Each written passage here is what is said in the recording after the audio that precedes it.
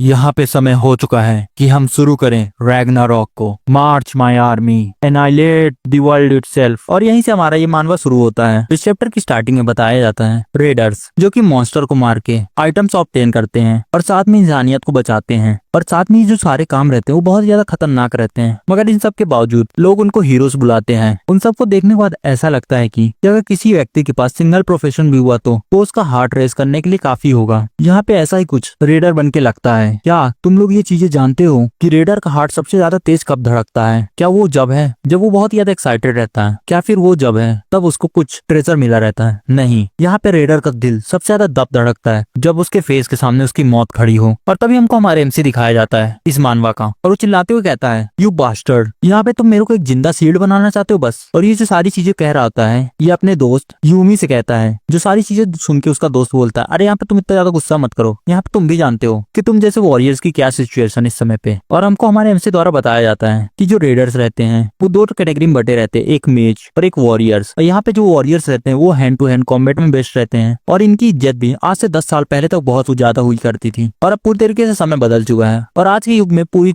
World को dominate किया जा रहा है मेजेस द्वारा। और ये सारी चीजों से हमारे एमसी को ज्यादा परेशानी नहीं थी, और वो अपनी एक पास्ट मेमोरी शेयर करता हमसे। आज से 11 साल पहले मेरा जो मैजिकल एट्रीब्यूट था वो 97% था, और जो वॉरियर का था वो केवल 34% था। मगर मैं वहाँ पे कूल बनने के चक्कर में वॉरियर एट्रीब्यूट को चुन लिया था, भले वो मेरा इतना ज्यादा कम था। और आज की जो टॉप क्लास मैजिशियन है उसका भी टैलेंट 92 ही हुआ करता था, मगर उससे भी ज्यादा उस समय पे मेरा हुआ करता था 97%, जिसके कारण से मेरी जो पूरी लाइफ थी वो पूरी तरीके से रुइंड हो चुकी है अब। और ये जो मेरा दोस्त है वो एक ए क्लास का मैजिशियन है, और मैं केवल एक डी क्लास का वॉरियर, जिसको केवल एक जिंदा शील्ड के रूप में यूज किया जाता है मैजिशियंस द्वारा। और यहाँ पे मेरे पास बहुत दिनों से पैसे भी नहीं है कि मैं कुछ कर सकूं। और ये जो मेरा दोस्त है वो रेडर एसोसिएशन में काम करता है, जिसके कारण से वो मेरे लिए एक जॉब लेके आया है मीट शील्ड वाली। मगर यहाँ पे मेरे पास कोई ऑप्शन भी तो नहीं है, क्योंकि आज के समय पे वॉरियर्स की कोई भी इज्जत नहीं है, हाई क्लास वालों की ही। तो मैं तो केवल यहाँ पे एक लो क्लास वॉरियर हूँ। और तभी उसका दोस्त बताता है कि मैं तुमको लोकेशन भेज दूंगा और तुमको कल वहाँ पे 8 बजे पहुंच जाना है। और सीन चेंज होता है और अगले दिन का सीन दिखाया जाता है, जहाँ पे हमारा एमसी पहुंच चुका होता है। और वो चारों तरफ देखते हुए कहता है, यूमिन तुम यहाँ पे नहीं आए ना? चलो वैसे तुम यहाँ पे आओ भी क्यों, तुम तो एक ए क्लास मेज हो, तो तुम्हारे पास ज्यादा अच्छी जॉब्स हैं करने के लिए। और तभी वो सब लोग डंजन के अंदर चले जाते हैं, और हमारा एमसी और कुछ वॉरियर्स मेज की शील्ड बनने का काम कर रहे होते हैं जब मेज अपना मैजिक कास्ट कर रही होती है। और अगले पल वहाँ पे पूरे मॉन्स्टर्स मर जाते हैं और वहाँ पे केवल एक बॉस बचता है। और तभी हमारा एमसी अपनी सिस्टम विंडो देखने लगता है, मगर उसके पूरे सिस्टम विंडो में एरर्स रहते हैं, जिसको देखने के बाद हमारा एमसी बहुत ज्यादा परेशान हो रहा होता है और कहता है यहाँ पे ये सारी चीजें क्या हो रही हैं। और तभी उसके सिस्टम विंडो में एक नोटिफिकेशन आता है, तुमको लाइट को फॉलो करना पड़ेगा। और वो अपने चारों तरफ देख रहा होता है, वही लाइट उसको दिखाई दे रही होती है।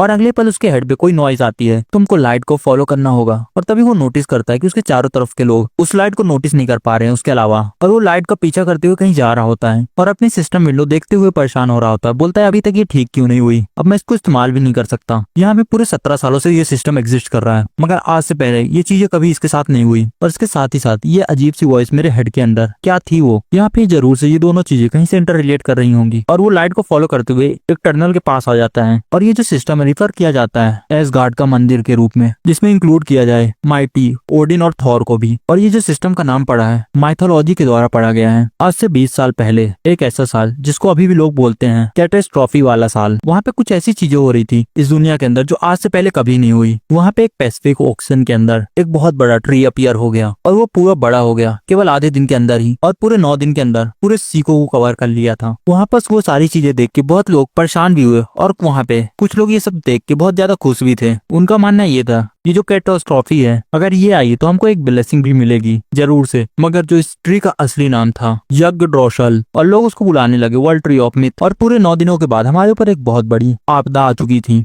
उस दिन पूरे ग्लोबल के अंदर मॉन्स्टर चारों तरफ फैले हुए थे रैम्पेज करते हुए, और पूरी ग्लोबल पॉपुलेशन खत्म होने की कगार पे आ चुकी थी। और जो वहाँ पे कुछ बचे थे वो शिकार बन गए डिप्रेशन का, और बचे कुछ 9 घंटे के अंदर हम सब हार गए। मगर अचानक से एक आशा की किरण जग गई। वहाँ पे पहला मैनकाइंड का पहला पर्सन जो कि अवेकन बना, एक ऐसा पर्सन जिसके पास गॉड लाइक पावर थी। एक अवेकन वो पर्सन होते हैं जो कि मॉन्स्टर को हंट करते हैं। उनको बुलाया गया रेडर्स, और उनको मिला एक सिस्टम एरिस। और ये सारे एफर्ट्स के बाद उनको को बुलाने लगे हीरोज, और उस दिन को अभी तक हम बुलाते हैं ग्रेट एसिड। मगर यहाँ पे क्या होगा, जो ये ओशन के अंदर चेंज आया था वो एरिस सिस्टम के कारण ही हुआ हो, तो मैं यहाँ पे नहीं जानता कि ये क्या रीजन होगा, मगर यहाँ पे मैं मदद नहीं कर सकता सोचने से कि ये सारी चीजें हमारे लिए अच्छी नहीं होंगी। और वो चलते चलते एक जगह पे पहुंचता है, बोलता है एक बहुत बड़ा गेट, ये यहाँ पे नहीं हो सकता। और वो हंसता है और बोलता है अपने मन के अंदर ही, ये तो एक ट्रेजर गेट है। और हमको बता जाता है ट्रेजर गेट के बारे में, एक ऐसा रूम जो कि बहुत ज्यादा कम अपीयर होता है हाई लेवल डंजन्स में भी, और इसके अंदर तुमको बहुत सारी लूट मिलेगी। और नॉर्मली इनके अंदर एक स्पेशल टाइप का आइटम मिलता है जो कि बहुत ही ज्यादा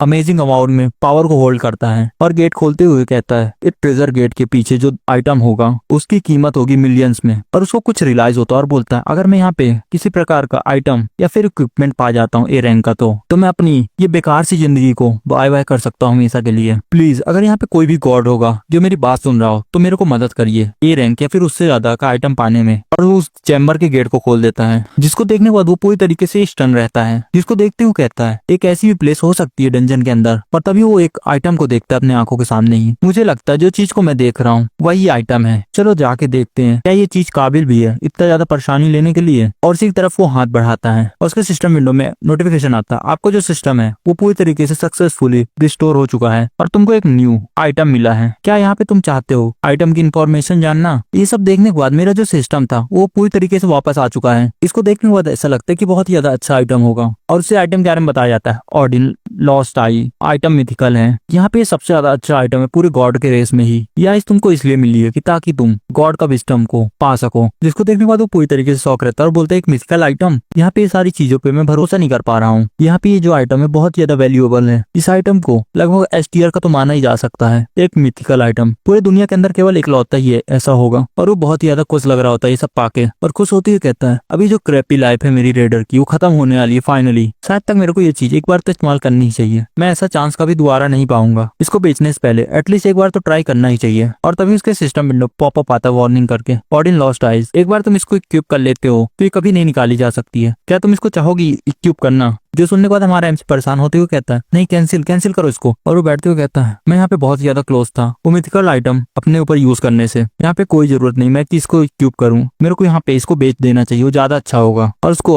अंदर रख लेता है और वहीं पे खड़े होते हुए कहता है चलो मेरे को वापस चलना चाहिए। और वो आगे जाते हुए उसी टीम के लीडर के पास जा रहा होता है। उसके सामने पहुंचने के बाद वो उससे माफी मांगता है। जो सुनने के बाद वो लीडर कहता है मैं यहाँ पे चाहता हूँ कि तुम ऐसी मिस्टेक दोबारा कभी ना करो। यहाँ पे मेरे को तुमको पे तो नहीं करना पड़ेगा ना वैसे भी। जो सुनने के बाद हमारा एमसी बोलता है नहीं ऐसा कभी नहीं होगा और आपको यहाँ पे मेरे को पे करने की जरूरत नहीं है। जो सुनने के बाद वो लीडर वहां जाने लगता है और हमारा एमसी भी वहीं पे खड़ा रहता है। और वो भी अब डंजन के बाहर जाने लगता है। जो देख के उसी का फ्रेंड बहुत ज्यादा कंफ्यूज रहता है और कहता है क्या इसके सिर पे किसी प्रकार की चोट आई है? और वो याद कर रहा होता है वही सारी बातें जो उसके सामने किए रहते हैं वो लोग। और अगले पल में वो लोग बॉस डोर के सामने रहते हैं। और तभी लीडर उधर से चिल्लाते हुए कहता है यहाँ पे सारी चीजें अच्छी दिख रही हैं तो चलो हम लोग आगे चलते हैं। और तभी उनके सिर के ऊपर एक ब्लास्ट होता है जो देख के हमारा एमसी बहुत ज्यादा परेशान होकर वहां से हटता है और वो साइड में जाके गिर जाता है और बोलता है यहाँ पे क्या चल रहा है, अभी यहाँ पे क्या चीज हुई? तभी इसके चारों तरफ पर्पल कलर का फॉग होता है जिसके कारण वहाँ पे जो सारे रेडर्स रहते हैं वो सफोकेट हो रहे होते हैं। और वो अपने मुंह पे हाथ रखते हुए कहता है ये तो पॉइजन है, मैं यहाँ पे 1% भी ये चीज एक्सपेक्ट नहीं करा था कि ऐसी जगह पे भी मर सकता हूँ, मुझे यहाँ से जल्दी बाहर जाना चाहिए। और तभी हमारे एमसी के पास उसका दोस्त आते हुए कहता है हमको यहाँ से जल्दी निकलना पड़ेगा नहीं तो हम सब लोग यहाँ पे मर जाएंगे। और हमारा एमसी चिल्लाते हुए कहता है सभी लोग हम लोग को यहाँ पे निकलना होगा। और तभी उसके दोस्त के आर पार एक शॉट चली जाती है जो देख के हमारा एमसी पूरी तरीके से शॉक और देखता है, बोलता है मुझको यहाँ से भागना होगा। और वहां से वो भागने लगता है और अपने मन के अंदर ही कहता है यहाँ पे वो जो एक्सप्लोजन था वो प्लान्ड था और उसके साथ जो पॉइजनस गैस थी वो भी पूरी तरीके से प्लान्ड थी और उनमें से किसी ने मेरे दोस्त को मार दिया। ऐसी सारी चीजें मॉन्स्टर तो कर ही नहीं सकता है। यहाँ पे जो सारी चीजें हैं डंजन का हिटमैन कर रहा होगा। यहाँ पे किसी प्रकार का ऑब्जेक्टिव है कि इस पूरी गिल्ड को मार दिया जाए। यहाँ पे जो एग्जिट है इसके ऊपर भी बॉम्ब लगाए होंगे ये पक्का से ही। और तभी वो अपने मन के अंदर ही कहता यहाँ पे मुझको संभलना होगा, मुझको ऐसी सिचुएशन में पैनिक नहीं करना चाहिए। और तभी उसके पीछे कोई बोलता है यहाँ पे तुम जरूर से पूरी तरीके से पागल हो चुके हो कि सोच रहे हो कि तुम मेरे आंखों के सामने से आइटम लेके भाग जाओगे। और उसके पीछे से कोई ये सब कहते हुए आ रहा होता है और वो पीछे मुड़ता है और देखता है उसके ऊपर एक मैजिकल अटैक हुआ रहता है। यहाँ पे तुम सही में बहुत ज्यादा ताकतवर और जिद्दी हो ये तुम जानते हो ना। जिसको देखने के बाद हमारा एमसी पूरी तरीके से शॉक लग रहा होता है। और ये जो पर्सन रहता है यहाँ पे वो उसका दोस्त ही रहता है यूमिन। और उधर से यूमिन कहता है मैं तुमसे प्रॉमिस किया था ना मैं तुमको आज देखूंगा, क्या तुम इन सब के पीछे हो? वो पर्सन जो हम सबको एक्सप्लोर करना चाहता था और एक डेडली फोक के अंदर छोड़ दिया, वो पर्सन जो कि अटैक किया था उन सभी पर्सन के ऊपर। और तभी उसका फ्रेंड उधर से कहता है यहाँ पे तुमको गिल्ड बदल चुकी है। और तभी हमारा एमसी अपने मन के अंदर सोचता है यहाँ पे मुझको शांत होना पड़ेगा और सिचुएशन को पूरी तरीके से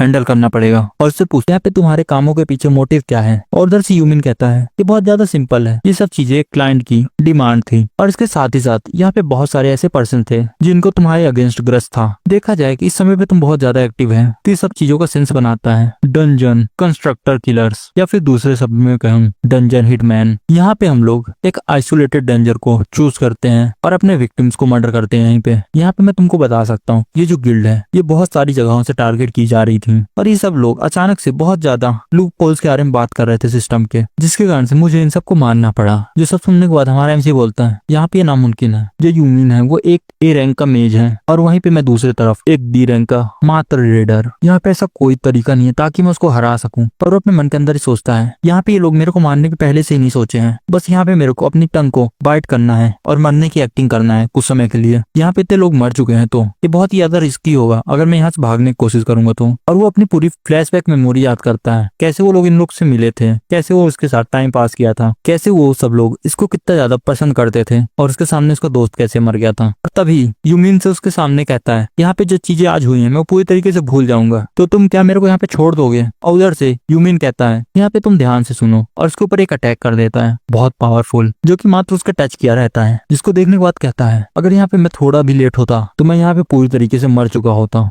और उधर से यूमिन कहता है यहाँ पे एक सेकेंडरी टारगेट भी है जिसको मुझे आज मारना होगा। और हमारे एमसी की तरफ वो बहुत सारे अटैक कर दिया रहता है जिससे हमारा एमसी केवल वहाँ पे बचने की कोशिश कर रहा होता है और अपने मन के अंदर ही सोचता है डैम इट, मुझे यहाँ पे कुछ भी करके ये सारे मैच से बाहर निकलना होगा। यहाँ पे मेरे को स्पेशली टारगेट क्यों कर रहा है, मैं बिल्कुल यहाँ पे केवल एक डी रैंक रेडर हूँ, क्या मैंने अपने पास्ट में इसके साथ कुछ गलत किया है या फिर कोई ऐसा पर्सन जो मेरे को मरा हुआ चाहता है। सोचो यहाँ पे सोचना ही होगा मेरे को यहाँ पे कौन है जो मेरे को मरा हुआ चाहता है। और तभी इसको कोई याद आता है जो कि इसको कह रहा होता है वर्थलेस फूल, यहाँ पे तुमको पैदा ही नहीं होना चाहिए था। और वो पूछता है क्या ये सारी चीजें मेरे फादर करा रहे हैं। जो सुनने के बाद यूमिन भी थोड़ा शौक होता है और अपना चश्मा सही करते हुए बहुत खतरनाक हंसता है, या तुम बहुत ज्यादा शार्प हो हमेशा की तरह ही, यही सारी चीजें तो मेरे को तुम्हारी पसंद है। और हमारा एमसी उससे एक क्वेश्चन पूछता है उस विंटर 5 साल पहले क्या उस समय पे वो आदमी तुमसे पूछा था ये जॉब के लिए। जो सुनने के बाद यूमिन कहता है सही मैंने कभी नहीं सोचा था कि सारी चीजों को तुम पकड़ पाओगे कभी, मैं बहुत ज्यादा इंप्रेस हूँ तुमसे, ये सारी चीजें मेरे सिर के ऊपर से जा रही हैं। पहले उसने अपने वाइफ को मराया और अब अपने बेटे को मरवाना चाहता है और हमारे एमसी के ऊपर एक बहुत खतरनाक सा अटैक कर देता है। मेरे कहने का मतलब है कि यहाँ पे सारी चीजें कितनी खराब हो रही है ना तुम्हारे लिए। मैं यहाँ पे शर्त लगा रहा हूँ कि तुम भी मेरे जैसे ही फील कर पा रहे होगे इस समय पे। यहाँ पे सही में ऐसा ही है। अलविदा मेरे दोस्त। जो सारी चीजें हमारा एमसी बहुत शांति से सुन रहा होता है और हमको दिखाई जाती है अगले पल ओडेन की वही आंख। उधर से यूम कहता है क्या तुम्हारे यहाँ पे कोई आखिरी शब्द है। मगर अगले पल वो कुछ देख के पूरी तरीके से शॉक होता है और दिखाया जाता है हमारे एमसी के पीछे बहुत खतरनाक लाइटनिंग हो रही होती है, जिसको देखने के बाद यूम कहता है यहाँ पे इसके माना के साथ क्या दिक्कत है। और हमारा एमसी धीरे धीरे कोल्ड वॉक पे आगे बढ़ रहा होता है और जो देख के यूम बोलता है इसका जो माना लेवल है वो बढ़ते ही जा रहा है लगातार। यहाँ पे इसके साथ क्या गलत हो रहा है, यहाँ पे मेरे लिए परेशानी खड़ा कर सकता है, मुझको इसको खत्म करना ही होगा। यहाँ पे खेलने का समय खत्म हो चुका है, यहाँ पे एक अच्छी जगह पे खड़े रहो ताकि मैं तुमको मार सकूं। और वो अपना मैजिकल अटैक करता है हमारे एमसी की तरफ, जो कि धीरे धीरे उसकी तरफ बढ़ रहा होता है। मगर एमसी का हमारे नो रिएक्शन और उसको वही ओडेन आइस से देखता है और वो पूरा है मैजिक कैंसिल आउट। जो देखने के बाद यूम पूरी तरीके से शॉक और सिस्टम विंडो दिखाई जाती है और उसमें बताया जाता है successfully equipped Odean lost I, ये जो आइटम है तुम्हारी सोल से बाउंड किया गया है। और उधर से हमारा एमसी कहता है कोल्टोन में मैं यहाँ पे तुम्हारी बकवास और भी ज्यादा नहीं सुन सकता था। उधर से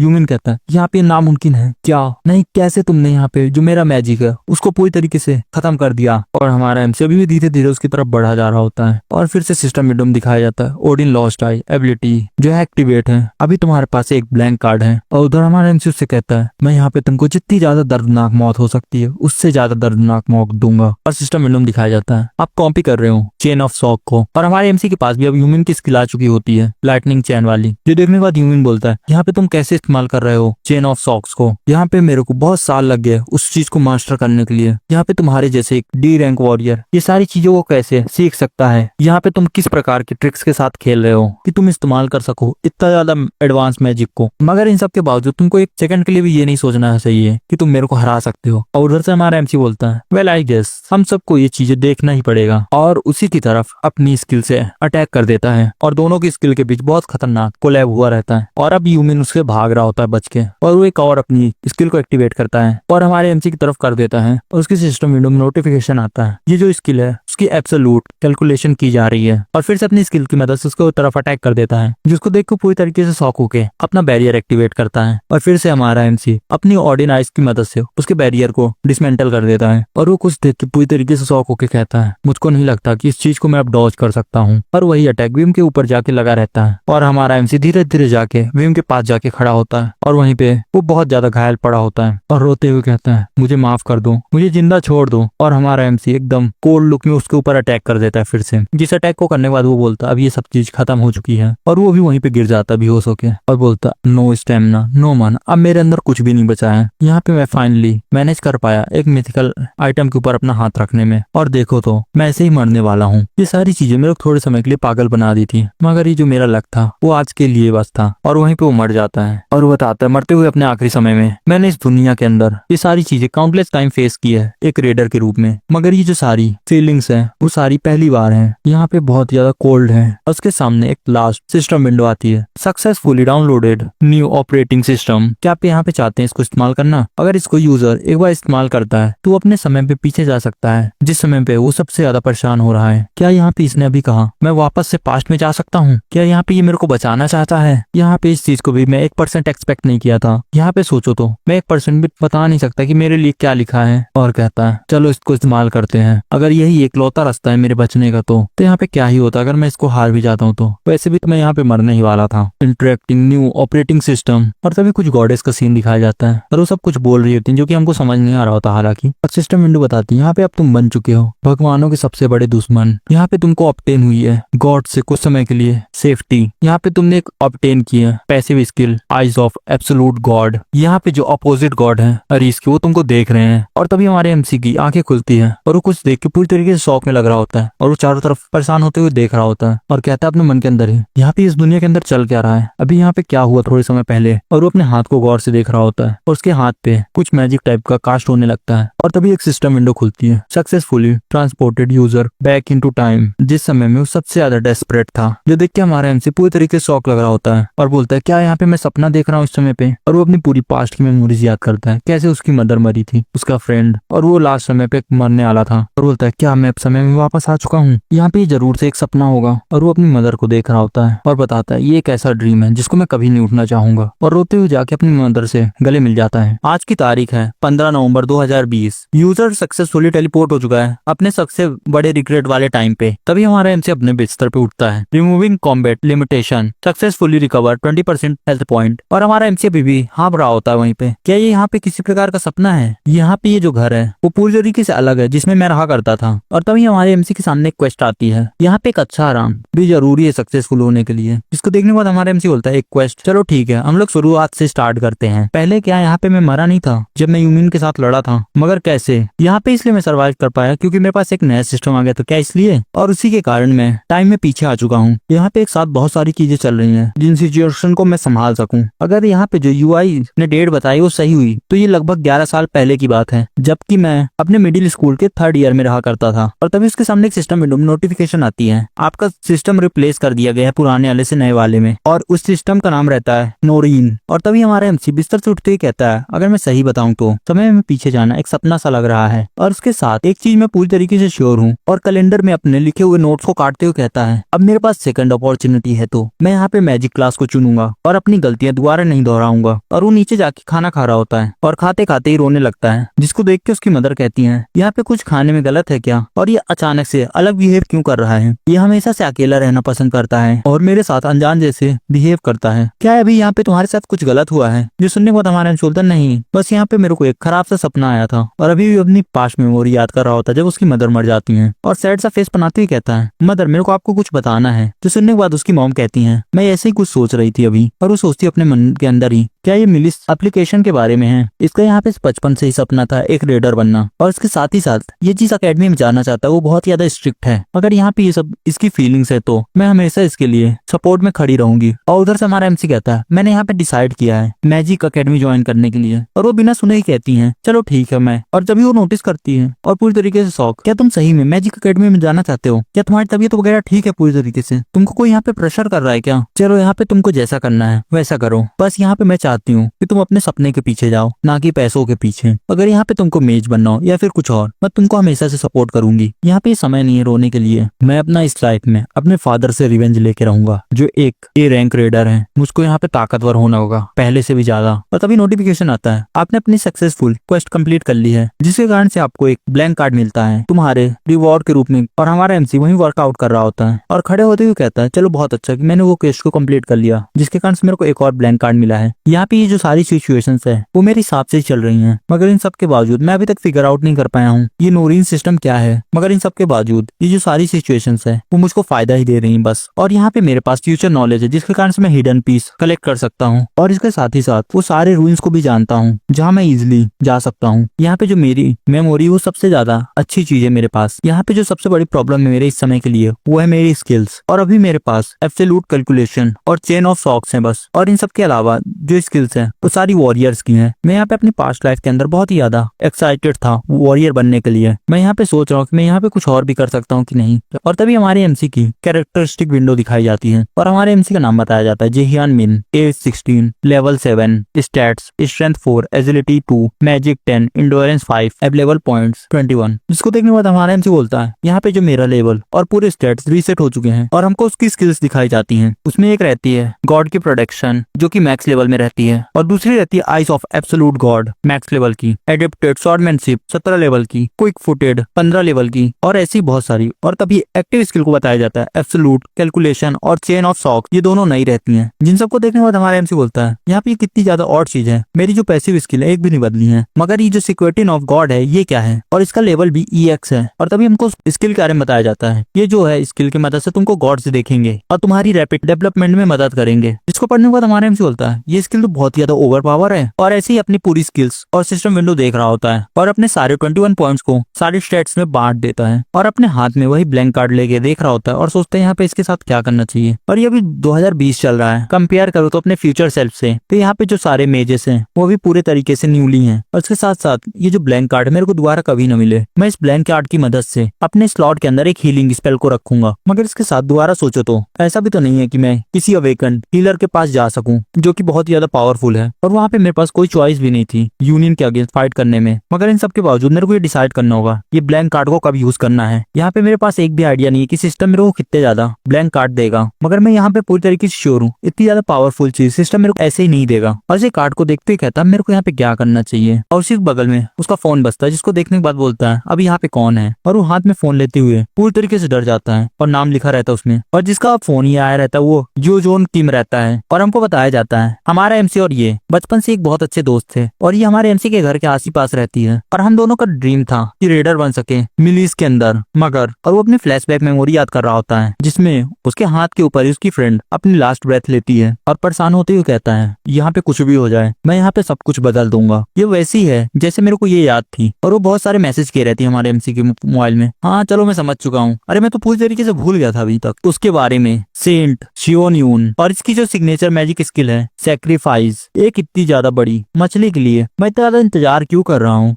मैं थोड़े समय के लिए बाहर जा रहा हूँ। जो सुनने के बाद उधर से उसकी मदर कहती है यहाँ पे ज्यादा समय तक बाहर मत रहना। और हमारा एमसी अपने गुण और वो अपना मोबाइल चलाते हुए बाहर जा रहा होता है, और उधर से कोई मैसेज करता है प्लीज, अरे मैं आ रहा हूँ बस रुक जाओ। और हमको तभी किसी और का सीन दिखाया जाता है जो कि कोई बोलता है मैं आपको पूरे दिन का शेड्यूल बताने वाला हूँ आज के। और वो लोग रोल्स रॉयस में कहीं जा रहे होते हैं, एक आउटडोर मोटिवेशन स्पीच रेडर्स के लिए जहाँ पे हम लोग जा रहे हैं। उसके बाद बी टियर डंजन में कंपेजिशन करना पड़ेगा, और इसके साथ ही साथ इंस्पेक्शन करना पड़ेगा वॉन जून फील्ड में डंजन की। क्या आप पूरी तरीके से श्योर है इस तरह की कंडीशन में आप ये सारे काम करना चाहेंगी? यहाँ पे पहले से भी ज्यादा वीक लग रही हैं। जो सुनने के बाद शियोन यून कहती है मैं यहाँ पे आपसे असिस्ट कर रही हूँ, बस मैं यहाँ तो थोड़ा थक गई हूँ बस। जो सुनने के बाद उसका असिस्टेंट कहता है आप इस समय पे बहुत ज्यादा पुश कर रही हैं कुछ महीनों से, आप यहाँ पे से अच्छे जानती है ना यहाँ पे जो सेक्रीफाइस स्किल को आप यूज करती हैं वो आपकी लाइफ एनर्जी को ड्रेन कर रहा है। और अपने मन के अंदर ही सोचता है यहाँ पे कोई और ऐसा क्यों नहीं है जो ये सारी चीजें उनके बल्दी कर सकता है, एक ऐसा मैजिक जो कि बराबर हो सेक्रीफाइस के। तो इसके बाद हम लोग थोड़ा इनके कमजोर शरीर को आराम दे सकते हैं। असिस्टेंट आपने मेरे से यहाँ प्रॉमिस किया था ना कि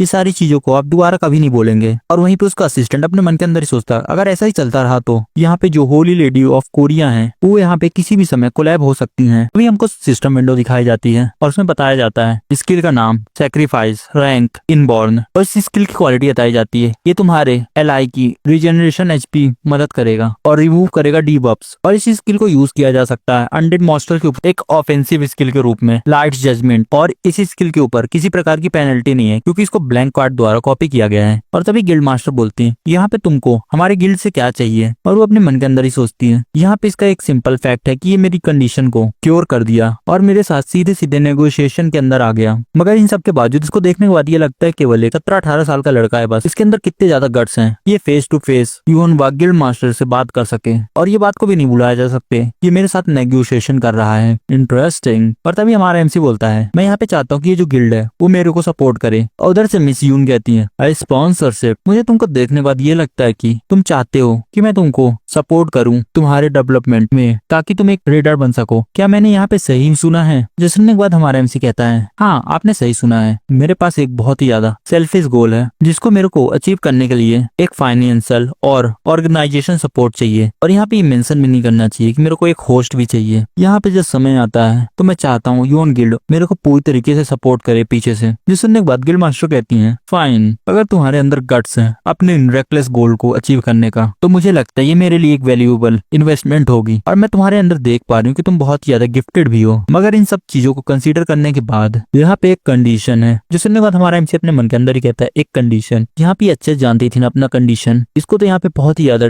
डेस्परेट होना चाहिए मगर जो इसके एक्सप्रेशन है वो पूरी तरीके से बदले नहीं है। हाँ मुझे लगता है कि ऐसा ही कुछ एक्सपेक्ट किया जा सकता है योनवाग गिल्ड मास्टर से, एक कंडीशन। और उधर से गिल्ड मास्टर कहती हैं हाँ तुमने सही कहा, यहाँ पे तुम जैसे कि जानते हो कि तुमने मेरी जो इलनेस है वो पर्सनल यूज के तहत ठीक की है। ये सारी चीजें गिल्ड से कहीं से भी कनेक्टेड नहीं है। मगर तुम यहाँ पे देखो तो मैं तुमको सपोर्ट कर सकती हूँ केवल अपनी मदद से। अगर तुमको चाहिए सपोर्ट योनवाग गिल्ड से तो वो तुमको ऐसे बिना किसी रीजन के तो सपोर्ट नहीं करेगी। जो सुनने के बाद हमारा एमसी कहता है तो क्या आप यहाँ पे अपने प्रिंसिपल के अगेंस्ट जाएंगे? मैं यहाँ पे डिसाइड करूंगा, पहले आपकी कंडीशन सुन लूं, उसके बाद यहाँ पे सब सुनने और कहने के बाद जिसको सबसे ज्यादा लॉस होगा वो है मिस यून को, ना कि मुझको। यहाँ पे मेरे को जरूरत नहीं है कि इन मैटर्स को इतना ज्यादा आगे बढ़ाऊं बिना किसी नेसेसरी नीड के। और तभी उधर से गिल्ड मास्टर कहती है क्या यहाँ पे तुम्हारे दिमाग के अंदर किसी प्रकार की गिल्ड है जिसको तुम ज्वाइन करना चाहते हो? जो सुनने के बाद हमारा एमसी पूरी तरीके से शॉक होकर कहता है क्या यहाँ पे ये कोशिश कर रही है मेरे को रिक्रूट करने का? क्या सही में एक सीरियस क्वेश्चन है? और उधर से गिल्ड मास्टर हंसते हुए कहती है सही में मैं ऐसी चीजें कभी हल्के में नहीं लेती हूँ। यहाँ पे बहुत सारे ऐसे रीजन है जिसके कारण से मैं ये सारी चीजें लाई हूँ यहाँ पे। पहली चीज है तुमने अनकवर की मेरी illness, the guild master of यूनवा। यहाँ पे एक बहुत ही बड़ा सीक्रेट था मगर इन सब के बावजूद तुमने यहाँ पे इन सब चीजों को अनकवर कर लिया। इन सब के बाद हमको ये पता चलता है कि तुम्हारी जो इन्फॉर्मेशन गैदरिंग की टेक्निक्स है वो बहुत ज्यादा अच्छी है। जो सुनने के बाद हमारा एमसी अपने मन के अंदर ही कहता है सोचो तो ये जो सारी इन्फॉर्मेशन है मैंने टाइम ट्रेवल की मदद से पाया हूँ मगर मैं ये सारी चीजें यहाँ पे नहीं कह सकता हूँ। और तभी उधर से गिल्ड मास्टर कहती है दूसरी, यहाँ पे तुमने तुरंत से मेरी सेक्रीफाइस एबिलिटी को कॉपी कर लिया। ऐसी चीज मैं पहले कभी नहीं सुनी हूँ और ना ही कभी फ्यूचर में सुन पाऊंगी। मैं यहाँ पे बहुत ज्यादा क्यूरियस हूँ जानने के लिए कि तुमने अभी तक कितनी ज्यादा स्किल्स को कॉपी किया है और यहाँ पे जो तुम्हारी ग्रोथ रेट है उसको कोई मेजर भी नहीं कर सकता है। जो सुनने के बाद हमारा एमसी बोलता है यहाँ पे लास्ट वाली क्या है? और उधर से गिल्ड मास्टर बोलती है यहाँ पे इन सबसे ज्यादा जरूरी थर्ड वन। यहाँ पे तुम एक भी ज्यादा हेजिटेट नहीं हुए मेरे से, भले ही तुम मेरे सामने बैठे थे उसके बावजूद। एक ऐसा बच्चा जो इन सबके सिचुएशन के बावजूद एकदम शांत बैठा था जब वो फेस कर रहा था गिल्ड मास्टर को, इसके बावजूद तुम बहुत ज्यादा इंटरेस्टिंग हो। तो तुम यहाँ पे क्या कहते हो? तो यहाँ पे अब तुम समझ चुके हो मैं यहाँ पे रिक्रूटमेंट क्यों लेके आई हूँ। यहाँ पे जब मिस यू बहुत ज्यादा इल हो चुकी थी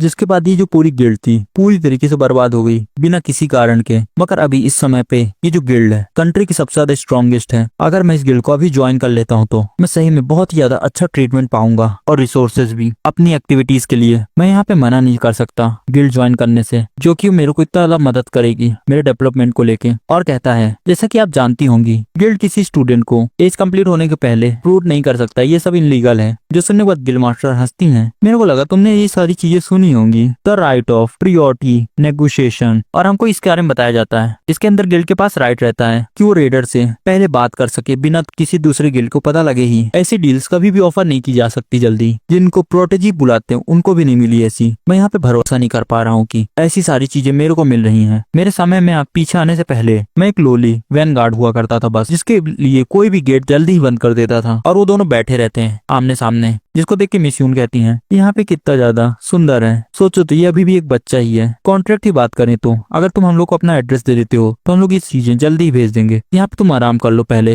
ये डिसीजन लेने से पहले। जो सुनने के बाद हमारा एमसी बोलता है इन सब के पहले मैं आपके बारे में सुनना चाहूंगा, और अपने मन के अंदर ही सोचता है यहाँ पे मेरे दिमाग के अंदर 1% भी डाउट नहीं है, ये बहुत ही ज्यादा अच्छी अपॉर्चुनिटी है, मगर इन सबसे ज्यादा मुझको अभी अपना डिसीजन देने की जरूरत भी नहीं है, मुझे पहले फोकस करना चाहिए उससे सारी चीजें पता करने में, शायद तक यहाँ पे किसी प्रकार की पेनल्टी हो। इन सब के बाद चलो मैं ये सारी चीजें शुरू करता हूँ। और वो मिस यून को हील करने लगता है। उसको देख के मिस यून कहती है मैं तुम्हारे हाथों में हूँ। और वहीं पे असिस्टेंट केवल शांति से खड़ा रहता है और वो अपने मन के अंदर ही सोचता है यहाँ पे मैं फॉलो नहीं कर पा रहा, ये सारी चीजें जो हो रही है अभी मेरी आंखों के सामने ही, मैंने ये सारी चीजें अपने आंखों के सामने ही देखी है, इसकी एबिलिटी इसमें कोई भी क्वेश्चन नहीं है। हम लोग अभी तक कितना ज्यादा ट्रेवल किए ताकि फाइंड कर सके केवल इस इलनेस का क्योर। यहाँ पे जो लोग क्लेम भी करते थे डिसीज हटाने के लिए वो भी यहाँ पे काम नहीं आए। मैं यहाँ पे पूरी तरीके से श्योर नहीं हूँ ये टास्क को ये अच्छे से कर पाएगा कि नहीं। और उधर हमारा एमसी अपनी सेक्रीफाइस स्किल को एक्टिवेट किया रहता है और सिस्टम विंडो में दिखाया जाता है हीलिंग की वेव पूरे बॉडी में भरी जा रही है। जो सब देखने के बाद मिस यून पूरी तरीके से शॉक लग रही होती है और अपने मन के अंदर ही कहती है यहाँ पे जो मेरी बॉडी है वो पूरी तरीके से ठीक हो रही है। जो सारी चीजें देख के असिस्टेंट कहता है यहाँ पे ऐसा नहीं हो सकता, क्या सही में वो उनको ठीक कर देगा। और झुकते हुए हमारे एमसी माफी मांगता है मुझे माफ करना मेरे पहले रूड बिहेवियर के लिए, मेरी जो पूरी जिंदगी है वो तुम्हारे हाथों में है। जो सुनने के बाद हमारा एमसी कहता है यहाँ पे मैं भी तुम्हारी जगह होता तो किसी पे भरोसा नहीं कर सकता था मेरी एज के बराबर वाले पे। और जो सुन के असिस्टेंट कहता है इसके बावजूद मैं यहाँ पे तुमसे माफी मांगना चाहता हूँ अपने एक्शन को लेके। और तभी उधर नोटिफिकेशन आती है हमारे एमसी सिस्टम विंडो में सक्सेसफुली क्योर्ड, आपके टारगेट की इलनेस हो चुकी है, passive skill first aid reach कर ली है 19 लेवल को। और उधर से कहता है हील करते हुए अब यहाँ पे ये सारी चीजें खत्म हो गए, आप यहाँ पे ट्राई कर सकती हैं मूव करने के लिए। और वहीं पे मिस यून खड़ी होती हैं और विंडो के पास जाती हैं और वो अपना मैजिक कास्ट करते हुए कहती हैं यहाँ पे जो मेरे सिम्टम्स थे वो पूरी तरीके से जा चुके हैं, तुम्हारा बहुत ही ज्यादा शुक्रिया। और वो रोने लगती हैं यहाँ पे मैंने सोचा भी नहीं था कि मुझको कभी निगेटिव पेनल्टी भी मिलेगी ये स्किल को यूज करने के लिए। और जिसका वो याद करता अपने सिस्टम वीडियो में जिसमें उसको कोई पेनल्टी नहीं मिलती ब्लैंक कार्ड के कारण स्किल यूज करने के बाद। और वो बोलता है मिस यून से मैं पूरी तरीके से ठीक हूँ, अगर मेरी तबीयत कभी खराब होती है तो आप मेरे को हील करेंगी ना। उधर से मिस यून सुनने के बाद कहती है ऑफ कोर्स किसी भी समय मैं तुमको हील कर दूंगी, ये लो मेरा कार्ड, यहाँ पे जब भी तुम चाहो मेरे को कांटेक्ट कर सकते हो। और यहाँ पे जरूर सोचना मेरे कॉन्ट्रैक्ट के बारे में जो मैंने तुमको पहले ऑफर किया है। उधर से हमारा एमसी वही कार्ड लेते हुए कहता है एक्चुअली मेरे पास यहाँ पे एक चीज है जो आप लोगों से पूछना चाहता हूँ, और ये चीज हमको अभी नहीं बताई जाती। और तभी सीन चेंज होता है, बाहर का सीन दिखाया जाता है और वही असिस्टेंट हमारे एमसी के लिए गेट खोलते हुए कहता है हम लोग पहुंच चुके हैं सर। और हमारा एमसी कार से बाहर निकलता है और असिस्टेंट कहता है ये है योन गिल्ड का लो लेवल डंजन। और इसी के सामने हमारा एमसी खड़ा रहता है जिसको देखते हुए, और वो अपने मन के अंदर ही सोचता है मिलियस एकेडमी एक ऐसी इंस्टीट्यूट है जिसके अंदर पूरे कॉन्टिनेंट के जीनियस आते हैं, यहाँ पे केवल एक ही रास्ता है मेरे को वहाँ सर्वाइव करने के लिए, जो कि है केवल लेवल अप करके। और तभी हमको डंजन के गेट का सीन दिखाया जाता है। हम लोग अब पहुंच चुके हैं कुछ यूजफुल चीजों के साथ, जिसके अंदर आता है रिस्टोरिव आइटम और कुछ सिंपल टूल्स। और इक्विपमेंट के लिए हम लोग तुमको कुछ ऐसी चीजें दे रहे हैं जो हमारे नॉर्मल मेंबर्स यूज करते हैं अभी के लिए बस। जो सुनने के बाद हमारा एमसी कहता है मैं बहुत ज्यादा अप्रिसिएटेड हूँ आपने ये सब सोचा। और तभी पीछे से असिस्टेंट कहता है क्या तुम पूरी तरीके से श्योर हो कि तुम अकेले ठीक रहोगे अंदर? मैं यहाँ पे जानता हूँ कि ये केवल एक ई रैंक का डंजन है, मगर इसके बावजूद अकेले जाना अंदर वो बहुत ज्यादा डेंजरस होगा। यहाँ पे किसी प्रकार का रीजन है क्या तुम अकेले जाना चाहते हो? जो सुनने के बाद हमारा एमसी कहता है वेल बस मेरे को यहाँ पे लेवल अप करना है। जो सुनने के बाद असिस्टेंट थोड़ा निराश होता है और कहता है मैं रिकमेंड कर रहा हूँ कि तुम ये चीज अपने साथ ले जाओ सेफ्टी के लिए। इसको देखने के बाद हमारा एमसी कहता है ये तो, और उधर से मैनेजर रिप्लाई करता है हाँ ये एक टेलीपोर्टेशन स्टोन है, जिस समय इसको तुम तोड़ दोगे तुम बाहर टेलीपोर्ट कर दिया जाओगे उसी समय पे। तो जरूर से याद रखना जब भी तुम ट्रबल में हो तो इसको इस्तेमाल कर लेना। यहाँ पे मैं इतना ही कर सकता हूँ अपने खराब मेमनर को लेके कल के, और ये एक मेरा पर्सनल थैंक यू है क्योंकि तुमने हमारे गिल्ड मास्टर को हील किया है। मैं यहाँ पे सोच रहा हूँ कि तुम मेरा गिफ्ट एक्सेप्ट करोगे। जो सुनने का था हमारे एमसी बोलता है मैं समझ चुका हूँ आपका बहुत ज्यादा शुक्रिया। और वो डंजन के अंदर एंटर करता है और तभी हमको बताता है मैं यहाँ पे ये फील कर पा रहा हूँ यहाँ का जो मैजिक फ्लो है वो दूसरे ई रैंक डंजन से अलग है, ये यहाँ पे जरूर से हवा होगी। और तभी पीछे से असिस्टेंट कहता है अगर चीजें वहाँ पे खराब हो जाती जब तुम उसके अंदर रहते हो तो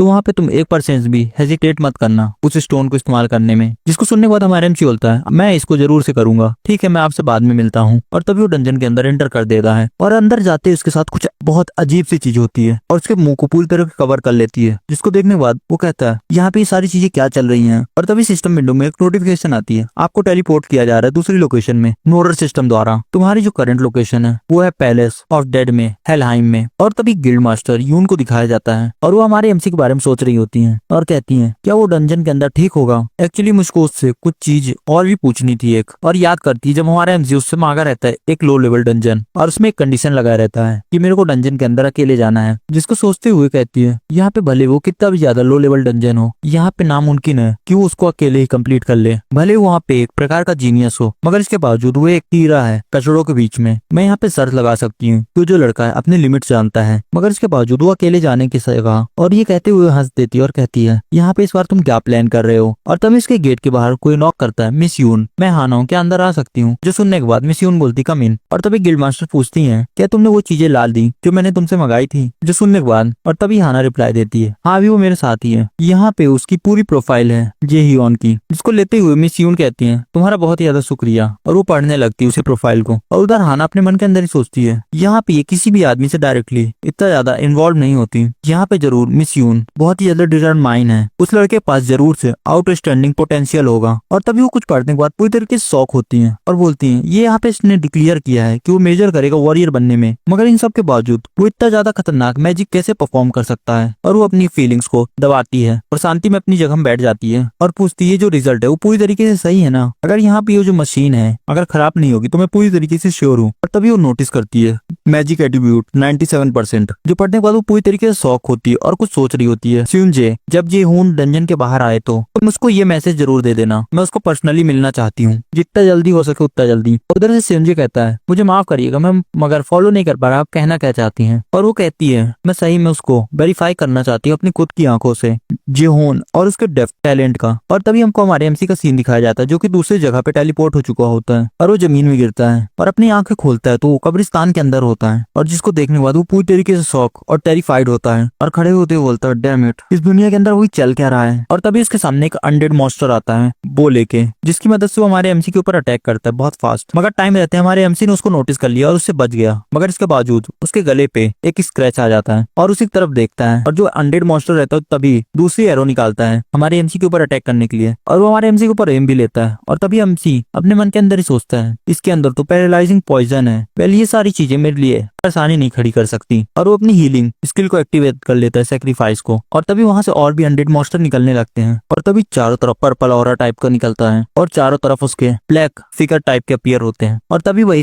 पहला वाला अनडेड हमारे एमसी के ऊपर फिर से अटैक करता है, जिसके अटैक को हमारा एमसी पकड़ते हुए कहता है तुम लोग सही में यहाँ पे मेरे को बहुत ही ज्यादा परेशान कर रहे हो, और शहरों को तोड़ देता है अपने हाथों से ही। तभी सीन चेंज होता है और यूजोंग को दिखाया जाता है जो कि अपने बिस्तर पर लेटी रहती है। जिनियोन, मैं यहाँ पे इंतजार नहीं कर पा रही तुम्हारा चेहरा देखने से ताकि मैं तुम्हारे फेस पे पंच मार सकूं तुरंत ही। और वो इस समय बहुत ज्यादा फ्रस्ट्रेटेड लग रही होती है और वो कहती है वो यहाँ पे जानता है कि मेरे डायरेक्शन कितने ज्यादा खराब है, तो उसकी यहाँ पे जरूरत भी कैसे हुई मेरे को छोड़ के जाने की। भाई यहाँ पे जोरो की बहन मिल चुकी है हमको, जोरो को बता दो इसको ले जाए। और गुस्सा होती है कहती है मेरे को वहाँ पे जानना चाहिए था, तू इतना जल्दी कैसे आ सकता है ऐसे सब लेक्चर सुनने के लिए। और उसके बाद उसने मेरे को ऐसे छोड़ के चला कैसे गया, मेरे को यहाँ पे एक भी समझ नहीं आ रहा। मगर किसी कारण से वो हमेशा से ऐसा ही था। और इसके अलावा वो अचानक से पता नहीं लेक्चर में बैठने के लिए कैसे मान गया। और हम लोग हमेशा साथ में ही रहते थे और साथ ही में घर जाते थे उस दिन के पहले तक। मगर अचानक से वो एक दिन वो चला गया मेरे को छोड़ के। और इसके साथ ही साथ ये भी मेंशन नहीं करना चाहिए उसने अपना स्विच कर लिया मेजर करने में मेज में, और ये सारी चीजें भी ऐड नहीं कर रही यहाँ पे। ये हमेशा से अपनी तलवार चलाता था और कहता था कि मेरे को वॉरियर बनना है, और उसने यहाँ पे अपने आप को पूरी तरीके से डिवोट कर लिया प्रिपेयर करने के लिए। अगर यहाँ पे कुछ ऐसी चीजें हैं जिसको मोटिवेट कर ली ताकि वो चेंज कर ले अपना रास्ता, तो जरूर से इसके दिमाग में ये सारी चीजें बहुत पहले से चल रही होंगी। और इसके साथ मैं कुछ और नहीं सोच पा रही हूँ यहाँ पे। और इसके साथ ही साथ वो बहुत ज्यादा रूड भी है। जब हम लोग कहीं बाहर खाना भी खाने जाते हैं रेस्टोरेंट में, उसको हमेशा 10 मिनट लेट लगते हैं कि डिसाइड कर सके वो ऑर्डर क्या करना है। मगर किसी कारण से अब मेरे को फील हो रहा है कि वो पूरा पर्सन बदल चुका है। अचानक से वो मैसेज करने लगती है और लिखती है यहाँ पे मैं आशा करती हूँ तुम भूले नहीं होगी उस दिन मेरे को डिच करके चले गए थे, मैं यहाँ पे इंतजार नहीं कर पा रही तुमको देखने से ताकि मैं तुमको मार सकूं। और इधर हमारे एमसी को दिखाया जाता है जो कि अपनी जान के लिए लड़ रहा होता है और अपने मन के अंदर ही कहता है यहाँ पे ये क्या है, यहाँ पे किस तरीके का मॉन्स्टर है। मैं यहाँ पे पूरी तरीके से श्योर हूँ कि मैं इसके अंदर से ऑरा फील कर पा रहा हूँ। यहाँ पे 4 प्रकार के हैं, स्केलेटन, आर्चर,